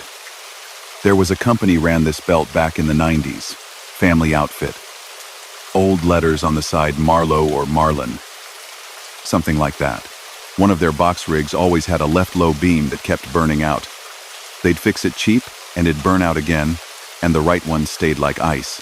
Drivers said they could pick that truck out of a lineup by the way the light rode on wet pavement. You ask night guys now, and they'll tell you they still see it in the wall sometimes on weather nights. I say light remembers and steals a good diary. My wife says I'm romantic about glass. Either way, slow where the numbers say slow, and the wall will treat you kind. Light remembers, he said, tasting the words. It pleased some part of his head to think of reflections as thoughts that hung around until someone needed them. He thanked the man and took his coffee back to the cab. He sat with the heater on his feet and let the plaza remain itself. A small, lit island where nothing urgent happened and everything necessary did. When he pulled back onto the express lanes, the city had rolled a new layer of quiet over itself. The road shone like a held breath. The box truck returned to the wall, as faithful as a note repeated in a song. He did not challenge it. He watched it like one watches weather. He saw it lift a little to the left, through a place where the dot matrix sign ahead had started to flash caution for an on-ramp merge. He obliged. He watched it lean at a slight angle through an S-turn. He softened his wrists and let the wheel do what it does when the body lets it. When the wall widened into another lens, the mirrored truck blinked its hazards once, twice. He searched his own lane for the reason and found it. A small car stopped on the shoulder with a flat.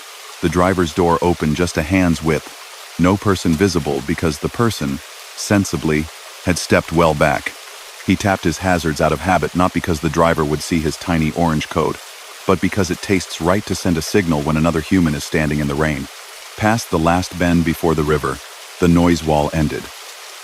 It didn't stop so much as let itself finish, stepping down to a Pyrex bright square of glass, and then to a concrete barrier, then to a rail. With the wall went the mirrored highway. In its place, the real road stood, honest and complete, no longer doubled. He felt the odd little ache a person feels when a companion turns down a side street, a mix of relief and a gentle sort of loss.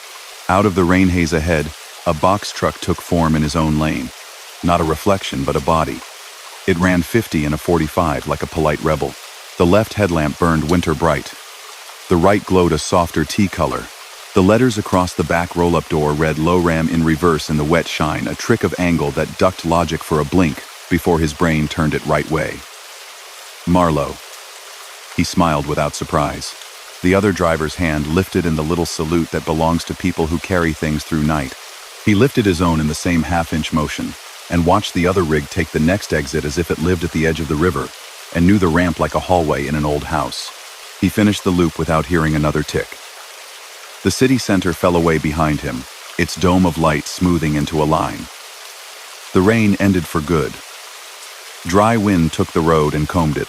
He found a pull-off, where the night spread out on both sides, and parked with the wheel straight, and the trailer reminded of trust. He slept an hour, just an hour, with the kind of ease that comes when the world has been briefly strange and then obedient. In the morning light, the noise wall looked less like a mirror, and more like a statement of intention panels lined up to keep a promise to sleeping houses. He put coffee in his travel cup and watched a small bird test the wind. He thought of the glass as a kind of teacher that doesn't speak, only shows, and a kind of notebook in which light can write. Some nights it wrote instructions, some nights it wrote memory.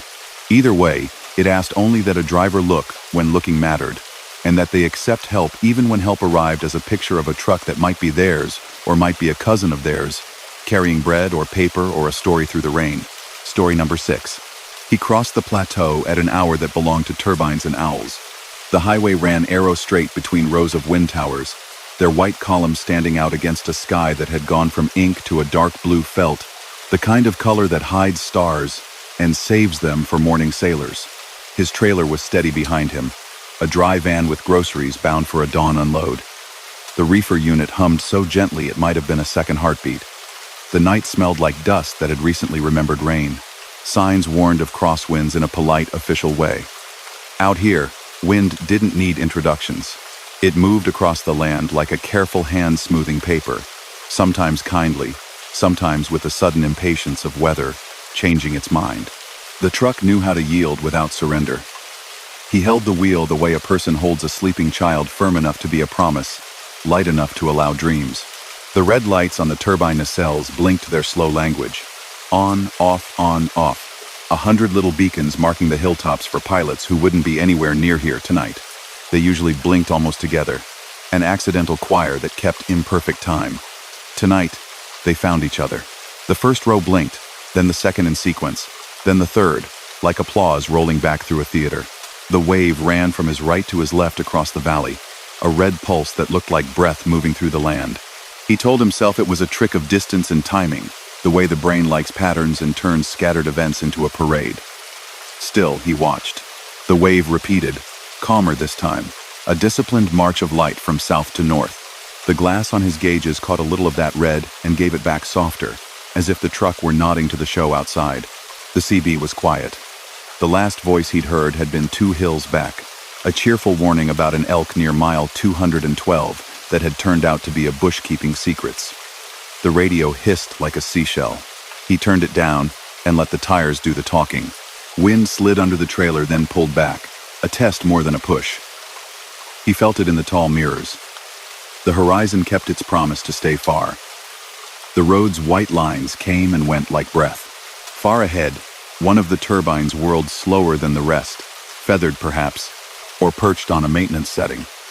The idea of machines sleeping and waking made a gentle kind of sense out here. A gantry over the lanes carried a message board, the kind that liked to be helpful without being dire. Tonight, gusts. Keep both hands on wheel. He smiled at the wording without showing teeth. Both hands, as if anyone would steer with one in this weather unless they had a very good reason. He set his palms where they belonged and watched the road yaw slightly under him the way roads do when they pass over old ground. Then the red wave reached him. He hadn't realized he'd been waiting for it, but his eyes had timed themselves to the distance without his permission. The blink walked the towers adjacent to the highway in a clean, even stride. Red on his right, then the tower to its left, and so on. A gentle sweep across the windshield. His dash lights warmed a degree, a trick of color mixing that made the cabin feel briefly like a room with a fireplace somewhere within it. He breathed out and kept himself from thinking the word signal. A quarter mile ahead, the road crest was a mile back to a long, tall horse. At the top, the wind sharpened. His hat, hanging on a hook, swung once and then decided to be still. The truck's sheet metal made a small bass note where air met edge. The reefer took a breath and let it out. The smell of sage lifted again, as if someone had just opened a door to the outside. He might have missed the flash in the right lane if the glass hadn't caught it. It wasn't much a strobe of amber that could have been a bounce off a reflector. He saw it twice in the span of a blink. Once on the pavement, once in the sheen of his own passenger, side mirror catching something farther ahead. He eased a touch left. Nothing dramatic. The way one steps around a puddle, even if they're in boots. Over the rise, he saw the hazard reinforced, a geometry that would have been ordinary in daylight and felt much larger at night. An oversized load had come to rest in the right lane half a mile ahead. A blade trailer, long as a memory, carrying one pale turbine blade like a sleeping whale. The escort vehicles were present, but tired the rear one with its amber bar dim, and the battery perhaps sulking in the cold. The front one angled into the shoulder with cones arranged in a pattern that had to be good enough under the circumstances. The lane markers fluttered in gusts like flags out of season. He had time, he had room. He signaled and moved left before the last second, grateful for the way attention works when the world offers hints. The blade's skin picked up a little of his headlight and turned it into dawn before dawn. The driver standing near the trailer, reflective vest catching starlight and headlamp glow, and everything else, lifted a hand in the quiet shorthand that says thank you and also careful. He returned the gesture with a two-finger lift off the wheel that felt both human and practical. At the level of the blade's root, the world narrowed and waited. He crept past with his mirrors clear by more than it looked. The way a piano seems larger until you move it through a doorway and learn truer dimensions. The oversized driver tilted their head in a nod that said enough was as good as a mile. He breathed again when the outfit settled into his mirrors, amber flickers shrinking into modest. The red wave continued its march over the hills, as steady as if it had been choreographed for this one pass. Wind angles near towers are not wind angles between them. He knew that and felt it in the way the truck moved a breath to the right, and then corrected as if the road itself had taken its hand. He imagined the air as a river with rocks below the surface. You steer, and then you steer again. Another gantry declared crosswinds continue next 12 miles. He agreed with it without the need for words. The turbines to his left were dark for a handful of seconds. Then their top lights woke again and resumed their careful conversations with the sky. His gauge lights brightened, and then quieted in time with nothing he could specifically count. The effect was gentle, not ominous, but compelling, like a song from another room that keeps finding the same chorus. The understanding that something was happening beyond the highway nudged him toward a maintenance pullout he had ignored in other seasons. The sign for it appeared at the base of a small hill, energy authorized vehicles only. Beyond the fence, a squat building sat under the hum of very quiet business. Its porch light was dark. A small window near the door glowed the color of tea. He could have driven on. He found himself signaling and easing into the gravel because the road would still be there when he came back, and because there are nights when curiosity is a careful driver, not a reckless one. He parked the rig with his bumper just shy of the line that ruled where trucks should not go. He set the brake, hazard lights off, because they add their own weather, and he needed less, not more. The wind luffed gently around the cab when he opened the door. He stepped down into gravel that had been raked by other tires and boots. The building's door stood ajar by an inch, stopped by a rubber wedge that had learned its shape years ago. He tapped once on the frame because humans do that anywhere there might be another human. No one answered loud. He leaned in just enough to look, not enough to invite anything. The room held monitors on a desk, a coffee pot with a stained glass that said someone lived ordinary hours here sometimes, a corkboard with safety posters that had faded to the colors of old fruit. On the central monitor, a schematic traced the line of towers as a necklace of tiny circles. Most glowed with small red halos, some with green. A banner across the bottom read, Obstruction Lighting Test Sequential. Wave 030, 00, 0 the 330. Another line, smaller, added FAA compliance. Manual override. The red wave that had been crossing the hills out his windshield traveled across this screen from left to right exactly the way it did outside, which anchored his eyes and put the fear to bed. Someone was playing scales on a piano to keep it in tune, and the country happened to be the piano. A laminated card taped to the wall listed numbers to call in plain type. Dispatch, utility, county ops, emergency. A sticky note crooked at the corner said in a tidy hand. If testing impacts motorists' call, he stood in the threshold and lifted his phone because one could do a small, kind thing for strangers without it costing any more than words. The dispatch voice that answered was awake in the way some night shift voices are, where the edge has been sanded until nothing can catch. He explained in a sentence what the road looked like from the shoulder and how the wave was kind and strange at once. The voice said, grateful. Appreciate it. We're calibrating after a controller swap. The sweep pattern helps us isolate a timing jitter. Shouldn't run more than another 10 minutes. We coordinate with the highway, but the wind pushed tonight's schedule. We'll note the visibility from the roadway. Thanks for the heads up. He said there was an oversize parked in lane a mile back, and the voice sighed a friendly "oh floss" of understanding that sounded like a person slotting a puzzle piece in where it belonged. We've got eyes on their beacons, the voice said gently.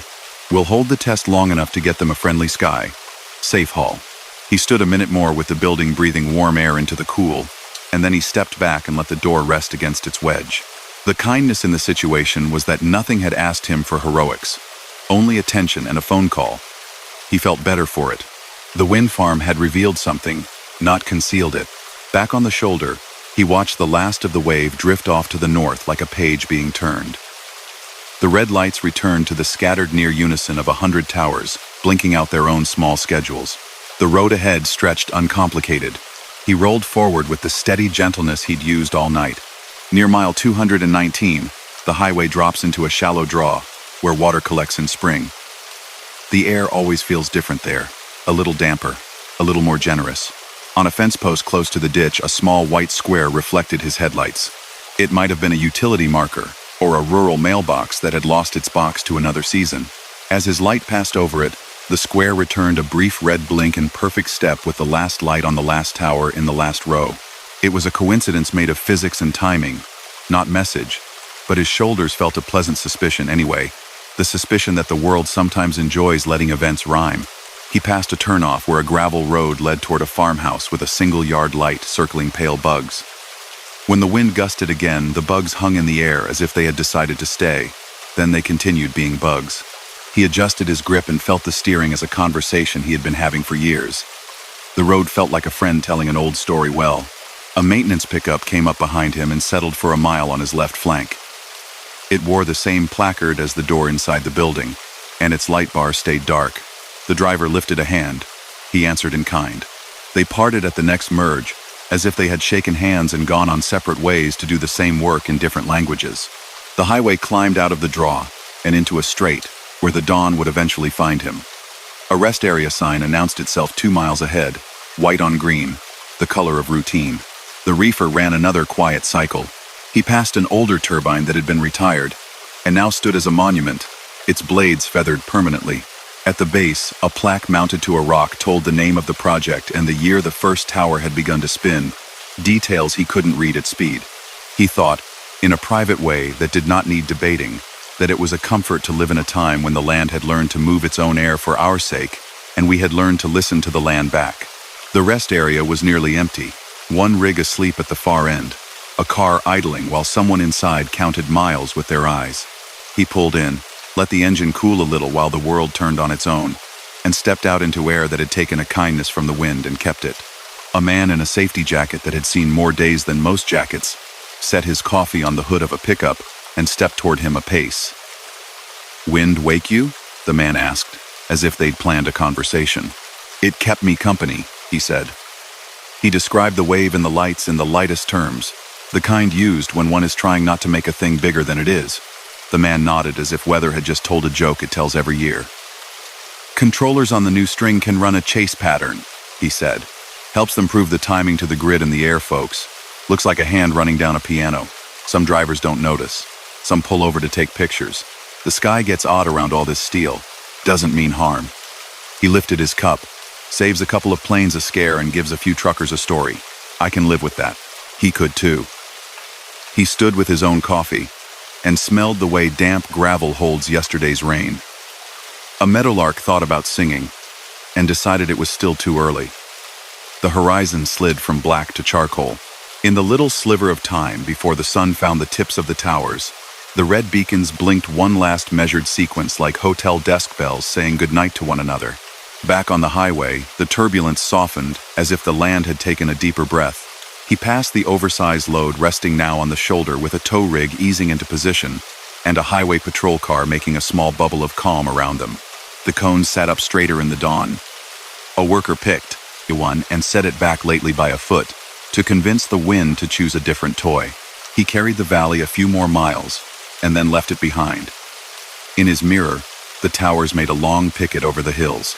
The red lights faded in the growing day, until the turbines were simply tall white shapes set against a sky developing color the way a Polaroid develops faces. The night's oddness took its place in his head among other things that had happened on roads, and would happen again, the kind that don't insist, only offer.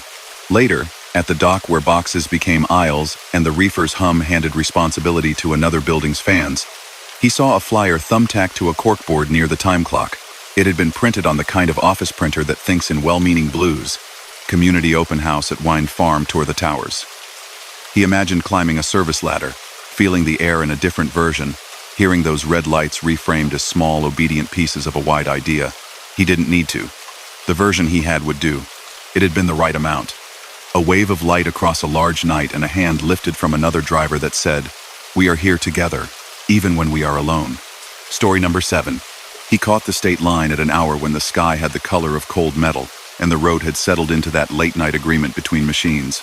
The rain that had worked its way across 3 counties earlier had dried into a fine skin on the asphalt, slick only if you forgot yourself. Ahead, a way station rose out of the dark like a small stadium, tall poles with amber lamps, a glass front scale house, a fan of painted lanes that had been renewed this summer.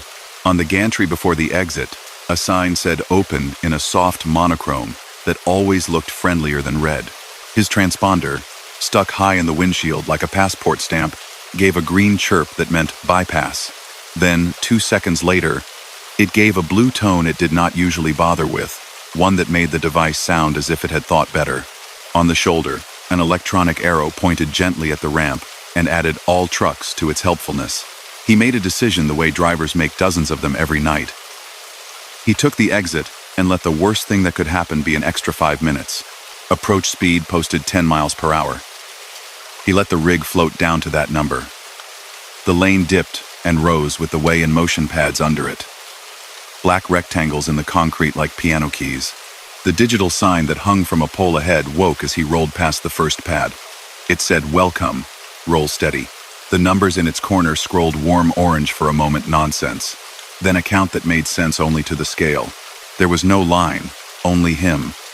The scale house window glowed tea-colored.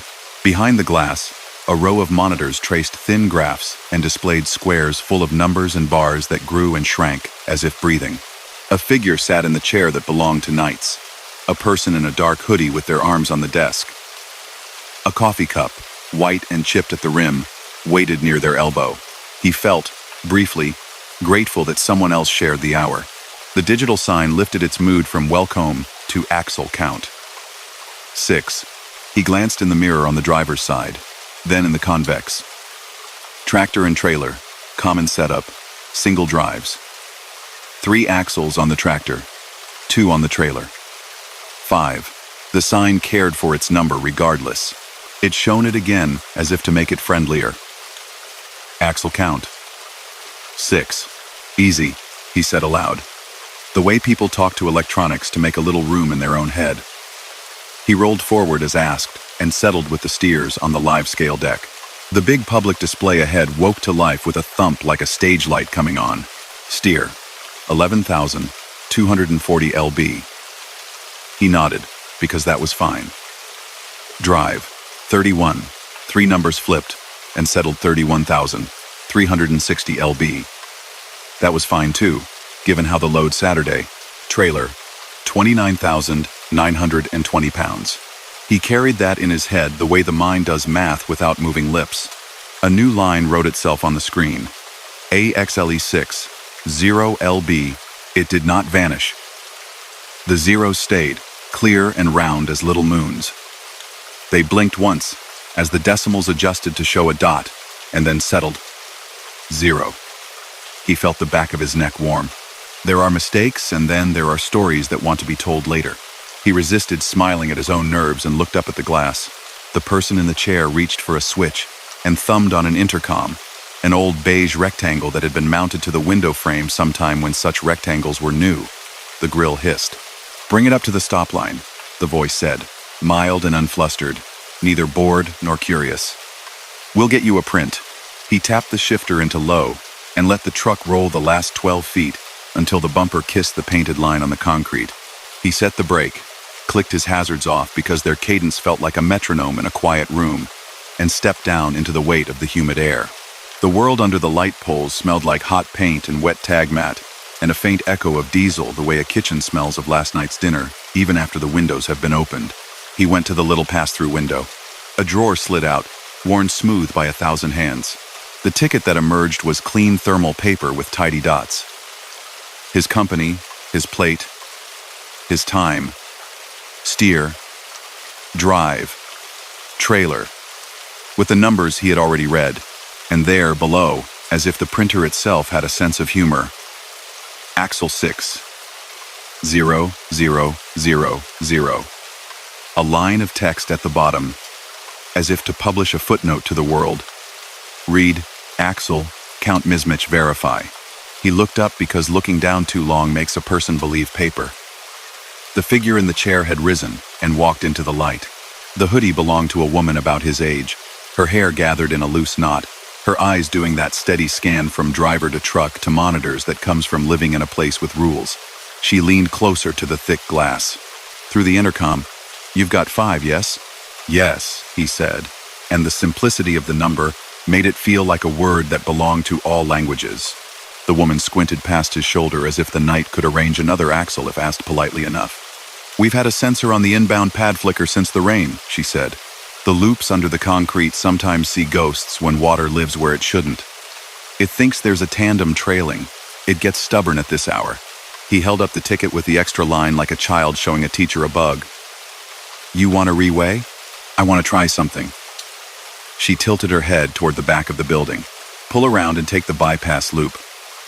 Come back through slow. Slower than slow. Pretend you're reading a book with your tires. Let the pads have time to think." He nodded and walked the few steps back to the cab, feeling both foolish and fond toward the machine that had assigned him a phantom. He glanced down the length of his trailer out of reflex. The clearance lights dotted its side like little ember freckles. The last amber at the top burned steady, its reflection caught in the glossy black of the refrigeration unit's face. Nothing unusual lived back there but air and a door latched by honest hardware. The bypass loop hugged the edge of the floodplain, veering around a stand of young cottonwoods that had grown up along the drainage ditch since the station had been built. There was a short stretch where the light fell away and the world became a rich dark, and in that dark he felt the station's lights on his back like a gentle push. He followed the painted dash marks that belonged to nights when it frosted.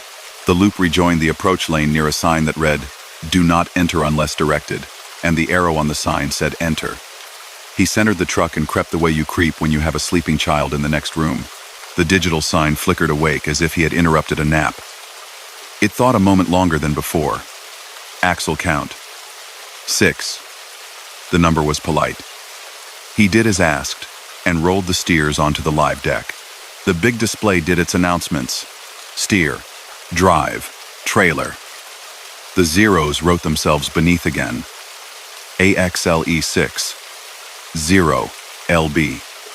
The 0 was not a mistake now. It felt like a decision. He looked toward the window. The woman lifted a hand that said wait, and then accepted. A second light came on in the scale house, deeper in, behind a doorway where the monitors weren't. He heard a chair move, and then the soft clatter of a keyboard. Another intercom came alive, not the beige rectangle, but a ceiling speaker that made the air around him vibrate. "Hold location," it said, and her voice carried the same calm. "Stay put. Keep brakes set." He did. There is work in staying still. He rested his hands on the wheel and found they'd picked up the night's slight chill from the metal. He looked out across the station. On the far edge, an old inspection bay sat with its roll-up door half lowered as if in a yawn, the ghost of a painted number still visible, Bay 3. No trucks waited. A row of orange cones slept in a neat wire cage. Somewhere out in the dark, a small generator clicked as cooling carried heat out of steel. The ceiling speaker spoke again, a little drier, as if it had cleared its throat. "Light your rear work lamps, please." He did. The trailer's floods cast a pale rectangle on the concrete behind him and highlighted a film of dried rain that made the braced surface look like skin, He watched the square of light for movement. Although he could not have said what movement would mean, he saw only night's version of white. Whites of lines, whites of rivets.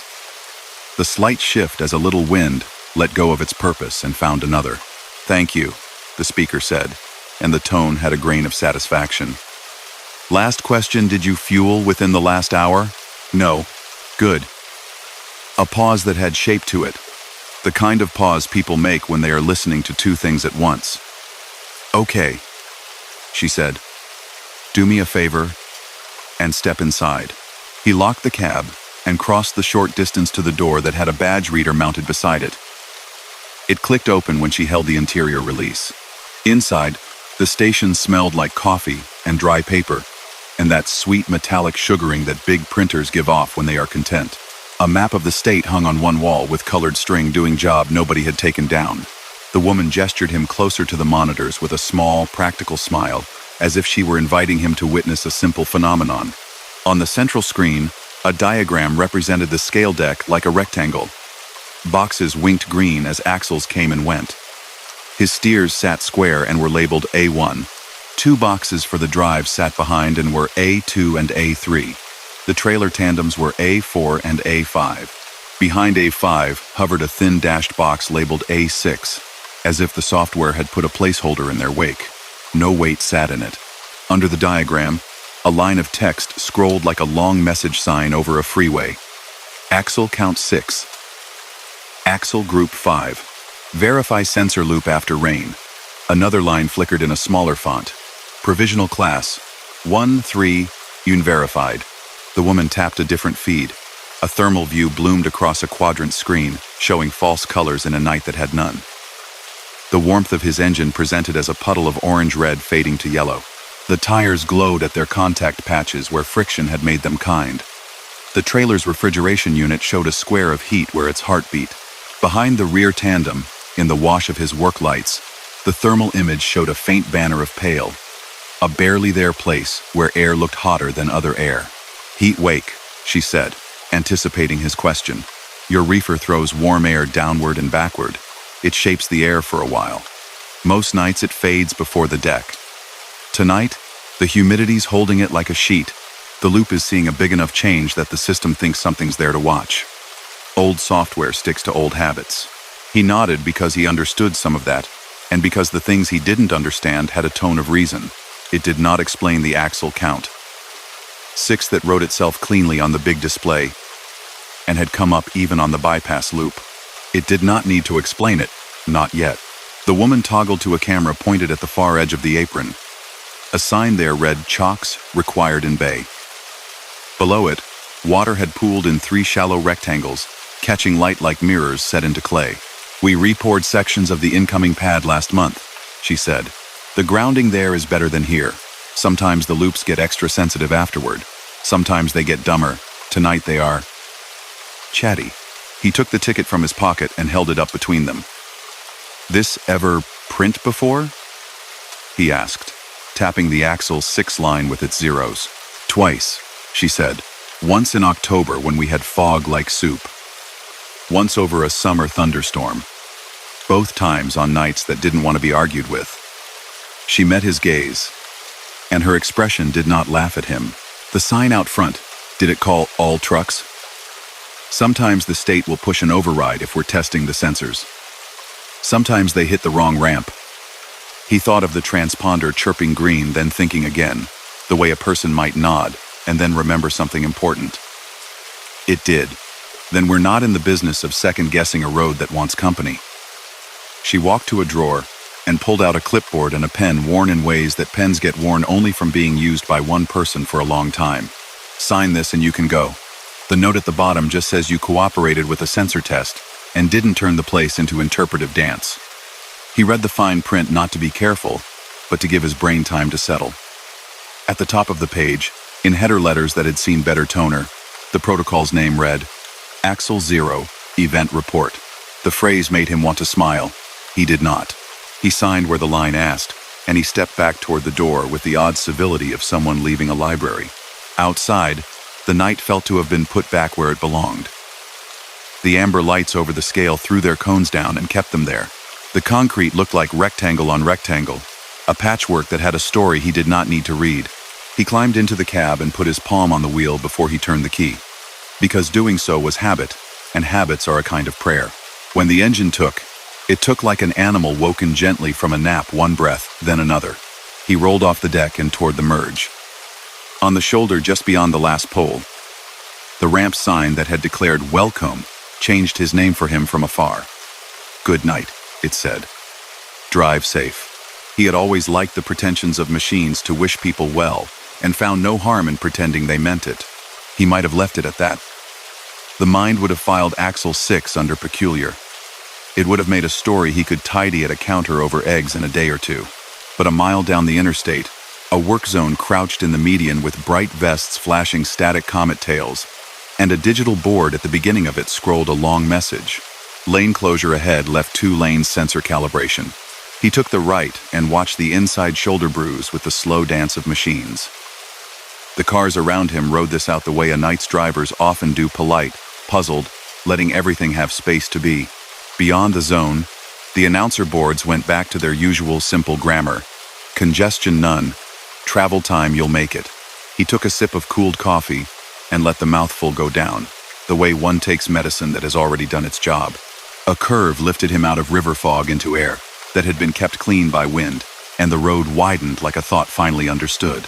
At the fuel stop, farther than he'd planned because sometimes the night is generous with wakefulness, he parked in a long row where other trucks rested with their curtains drawn. The station had a glass-walled scale house of its own, a small one with an orange open sign that had burned enough years it had become part of the building's blood. He paid for diesel, then set a receipt under a clip on the dash, a stack of thin proofs of where he had been and when. The person at the register, a man whose vest bore the name CJ in embroidery tidy as the rest of the place, asked how the weather was. He said it was being honest. "State scale open back there?" CJ asked, purely conversational. "Open," he said. "Busy with its own thoughts." CJ smiled at the phrase. "They've been calibrating all week," he said. "New loops under the approach. Way in motion, folks say the deck is seeing ghosts." Engineer came in here and explained how humidity makes electricity feel different about itself. I let him talk till my coffee went cold, and then I poured him another. He offered the thermal image in a sentence and the ticket with its odd line in another, not to ask for proof, only to share. CJ looked at the Axle 0 event as if it were a bird that had landed on the counter. He laughed softly. "They've got a name for everything up there." "They do. And some nights," CJ said, "names aren't enough. You drive safe. If a sign likes you enough to call you back in when your little box says skip, you say yes. It's impolite to ignore a road that has picked you out of a crowd." He went back to the rig, and the rig felt a little more his because someone else had testified to the day. When he merged back onto the interstate, a run of cat's eyes on the shoulder winked in steady time like a parade rehearsing. He glanced once in the mirror at the place where nothing was, and smiled at his own self for doing so. Hours later, on the return leg eastbound, dawn worked its way without drama into the kind of pale that makes signs glow white before they decide what color they are. He approached the same way station from the opposite direction. The ramp sign said closed, and the transponder purred that satisfaction it makes when it knows it is right in a small and complete way. He passed the exit and let himself look down and across as he went. In the glass of the scale house, the monitors glowed. The woman's hoodie hung on the back of a chair. A handwritten note taped to the window facing the approach read in tidy letters. Sensor tests. 3.5 amperes. M. Sorry for the chatter. A mile beyond, a narrow turnout welcomed maintenance vehicles only. He read the sign out of the corner of his eye and knew he would not stop. This was not a night that asked for sharp corners or questions to be nailed down. He kept the wheel pleasant in his hands and let the tires do what they do best. Carry a person forward while the mind accepts a bit of strangeness in return for safe passage. The printout with its extra line rode in the clipboard a while, pinned under bills of lading and a pocket atlas. A friend had gifted him years back with jokes about people who still liked paper. He did not throw it away. He didn't show it to anyone who would suggest outrage or delight. It became one of those objects that keep their own company. A slip of words about an absence that had mattered just enough to enter the category of story. That night, when he parked under a wind that had swept the day clean and left the moon looking practical and useful, he noted how ordinary the trailer looked in its outline and how the space behind it belonged to air.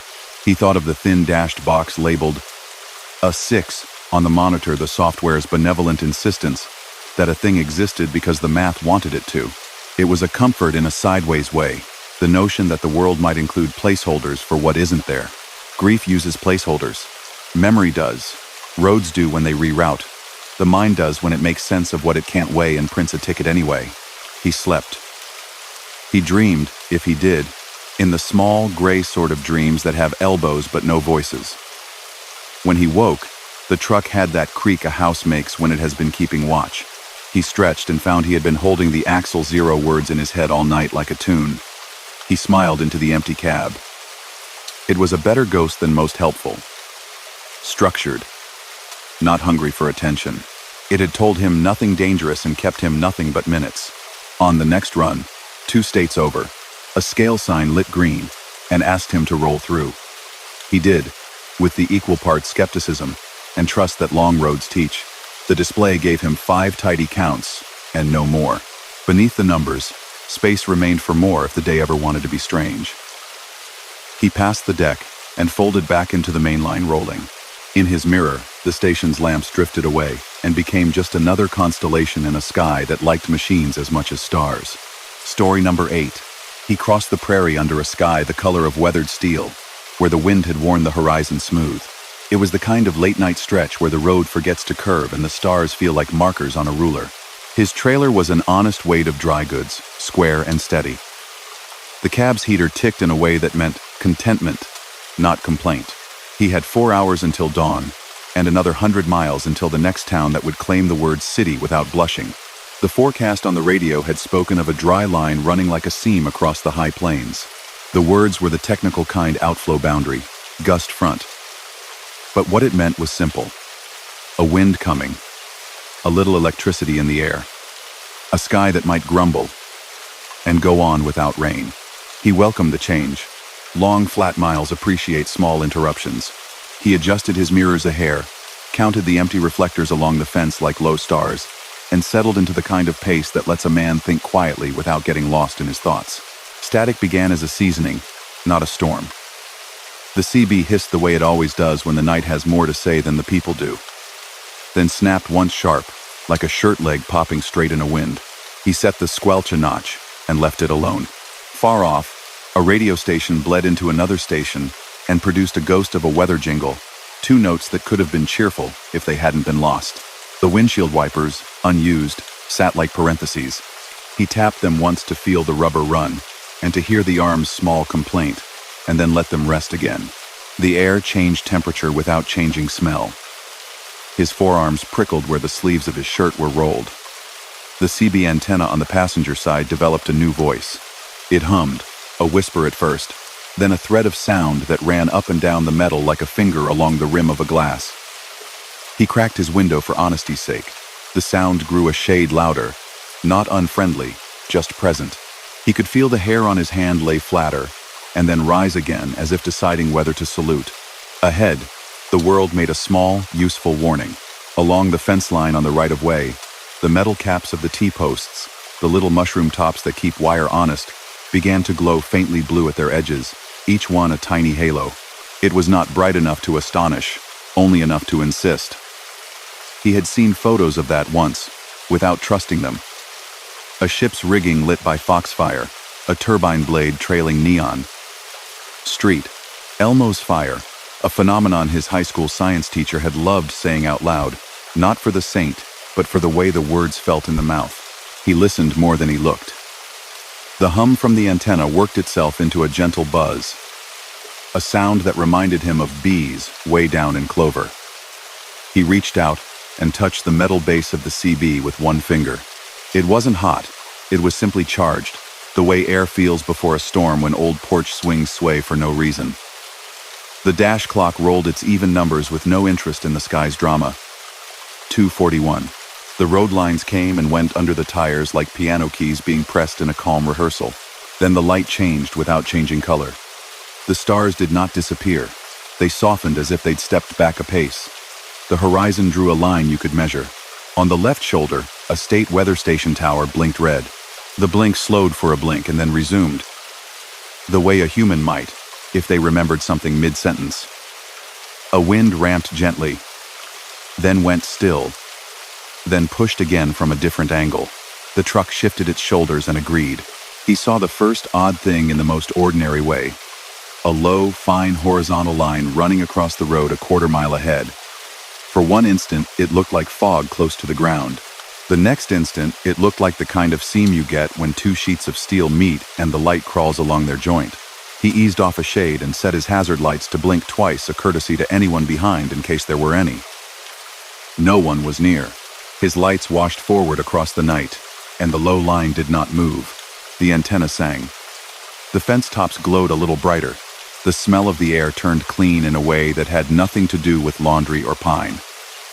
It was the bitter, cold scent of ozone.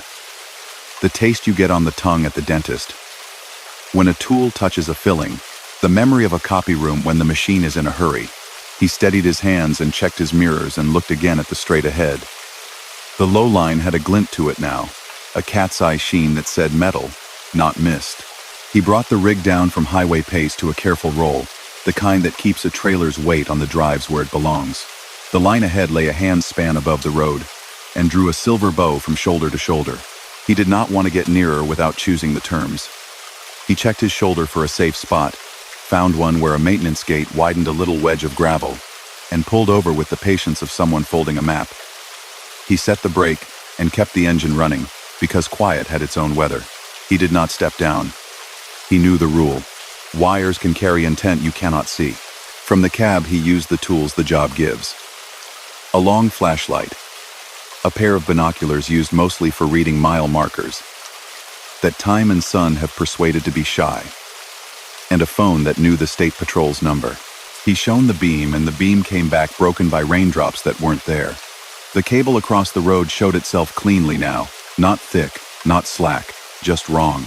On the far side, in the ditch, something sparked in a quick little breath and then stopped. He picked up the phone and let the digits go where they go, when you have already made the decision to call, and the words are walking to the door of your mouth. It rang once. A woman's voice answered with steady alertness, the kind that knows the hour and respects it. He gave the mile marker he'd passed 2 minutes back, and the direction of travel and the fact of a line across the lane. Downed power, she said, not an alarm. We have an alarm from the substation a few minutes ago. Stay in the cab. Do not approach. Help is on the way. Can you see any vehicles? No, he said, and scanned once more because it was worth the 3 seconds. Just the wire. Good, she said. A click that wasn't a hang-up, but a conference being arranged. Another voice slid into the call, lower, with county in it. We're dispatching a unit from the west and an electric crew from the south, the second voice said. Can you set triangles behind and ahead if it's safe? If not, stay put. We'll... A small power pop came over the line, as if someone had cracked their knuckle near a microphone. Closer, the voice explained. The system is trying to fix itself. Do not approach the line. He did not approach the line. Instead, he watched and listened to the way the night rearranged itself to accept the new fact. His truck's hazard lights made their own weather on the panels of the trailer. The blue halos on the fence tops brightened, and then went out all at once, like candles blown by a polite ghost. The antenna's song stopped. The air settled into quiet. He breathed, and the breath felt like it had been doing something important without telling him. 30 seconds later, everything resumed in reverse. The halos lit from end to end, as if someone had run a hand along the fence. The antenna thrummed. In the ditch, a small spark ran along something wet and made a noise like sugar on hot metal.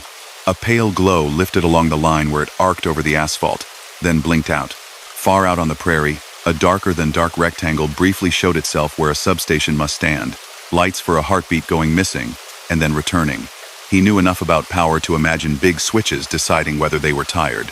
In his mirror, the long straight remained empty. He considered triangles. He had the set every driver does, but he chose not to step out into a place where the ground might have other ideas.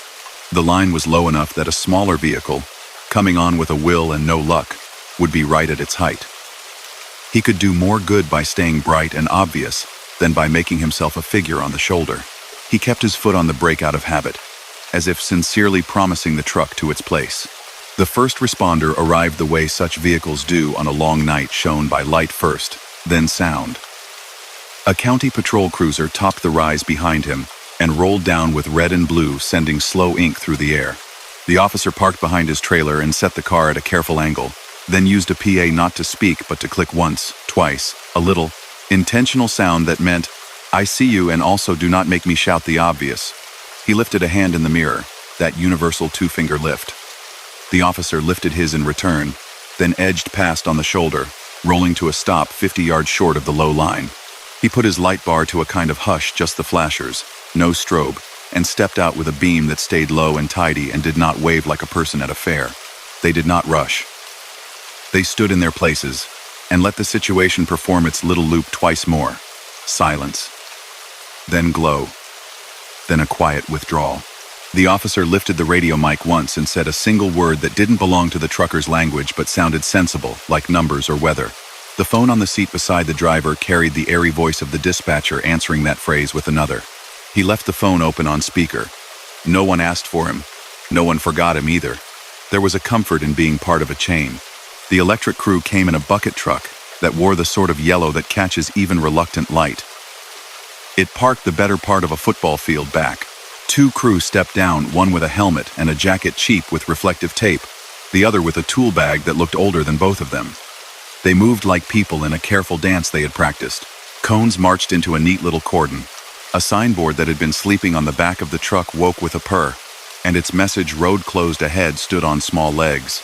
The crew lead came no closer than the officer had, then angled toward the trucker's window and shaped his hands to amplify his voice without shouting. "Stay in the cab," he said. "You did right." He pointed to the line on the road and then made a gesture, palm up, that had one meaning. "Listen." They all did. The antenna metaphorically cleared its throat and sang. The halos lifted along the fence. A thread of blue-white crawled along the line like a ghost robe's hem. The crew lead nodded as if a student had shown their work on a blackboard and made an arithmetic error the chalk could fix. "Recloser's trying to bring it back," the crew lead said, hands cupped just. "So, it'll give up when it's done being stubborn. Then we can touch it." The give-up came in a minute. The halos died and did not return. The antenna quieted and stayed quiet. The smell of ozone left as suddenly as it had entered. The air felt ordinary again. The crew moved as if a bell had rung. The officer stood his post and let his lights hold the night at a good distance. From the study of watching, the trucker learned a little about how the world mends itself. The crew pointed a long fiberglass pole with a shepherd's crook at the end, a hot stick at the line, and touched it to test. It did not argue. A second pole lifted the cable and let it down to the shoulder, away from the black ribbon that wanted to carry vehicles. One person stepped up to the cleat of a nearby post and secured the line there as if it were an animal that had calmed.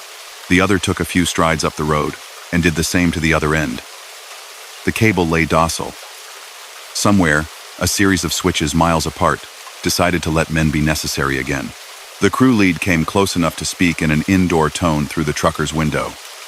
He had the kind of face that looks serious until it smiles and then looks like summer. "We'll have closures for a short while," he said. "Then you'll be through. Thanks for not trying anything brave." "No problem," he said, and meant it. "What makes the fence glow like that?" "Air looking for a way out," the man said, practical and patient. "Low, dry storm and a line down in the field gets weird. Edges and points, fence caps, antenna tips leak tiny streams you can see.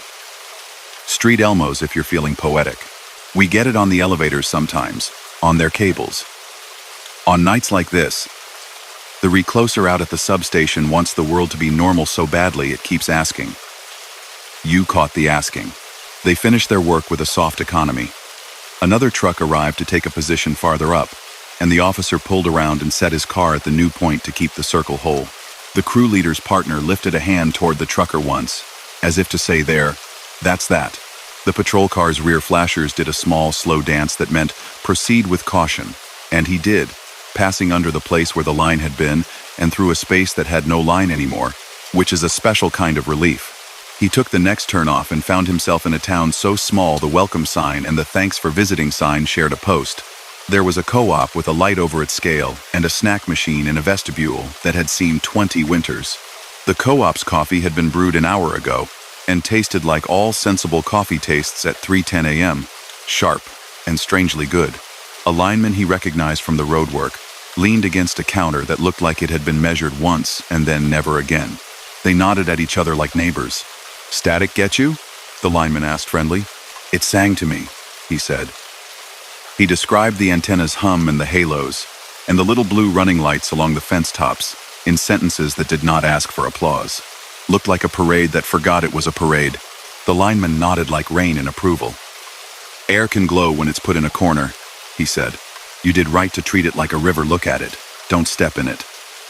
We'll work along there until morning to make sure it doesn't try to surprise anybody else. That stretch gets odd when the dry line walks through.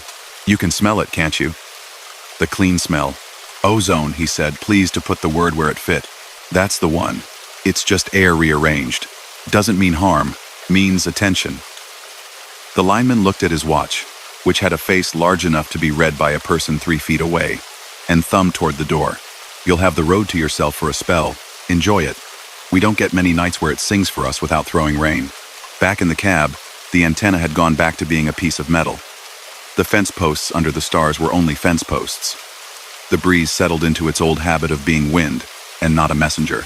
He flicked his hazards off and watched their ghost color fade from the nose of the trailer ahead of him. He pulled back onto the highway and felt the truck step forward, as if relieved to be given a job again. For a long mile, he watched the edges more than the center, and breathed through his nose the way he did as a boy, when summer storms were across the field and might or might not choose to visit. The substation to the southeast stood like a dark idea with a few red points. He passed it and found it didn't want to be looked at, so he didn't. He counted reflectors again. The road took on that friendly hum that says all the parts are in peace with one another. When dawn at last considered the rim of the prairie, it did so with a restraint that sat well with him. Color came back in measured bands. The cottonwoods near the floodplain revealed their green. The grasses took up their gold. The sky turned to tin, and then to pearl. He carried the night's oddness the way one carries a smooth stone found on a walk, pleasant in the palm, unassuming in the pocket. At the next fuel island, a driver wiped his windshield and mentioned, in the way drivers do when night has left a taste behind, that the radio had been full of voices from cities far away for an hour, baseball and weather and songs that didn't belong to this time zone. He nodded, said as much about a line across a road without telling a story he didn't own, and thought of the fence caps glowing with borrowed sky. He drove on with the distance inviting him. The day, now fully itself, did not require special attention, only care. He kept to that care the way a person keeps a promise they made to themselves when they were young and didn't know it would be a promise. That night went into his ledger of miles with a new page title. When air spoke, no harm done, no damage, no heroics. Just attention at the right time, and the comfort of good systems, men with trucks and cones, switches that say no after they've tried to say yes. Signs that light and tell you what they can. Weeks later, he took a different route and crossed a ridge where the antennas of a broadcast farm stood like a team lined up for a photograph. He looked at their tips with a new respect, thought of the sound his own whip had made that night, and felt a little happy that the world sometimes lets the invisible become visible just long enough to nudge a person toward the break. The road is full of such moments when it is allowed to be. Clean, quiet, unforced. A wire can hang where it shouldn't, and the air can sing about it without scaring a man out of his wits. He liked that. He liked that a lot. As the hum of the last engine fades and the night settles over the open road, remember some stories don't end when the headlights dim. Out there, beyond the edge of the map, shadows still move, whispering the same names we heard tonight. If you've made it to the end, you've traveled farther than most. Don't forget to like this video, share your own chilling encounters in the comments, and subscribe to The Sleep Haunt, where every dark road leads to another story waiting to be told. Sleep well, if you can.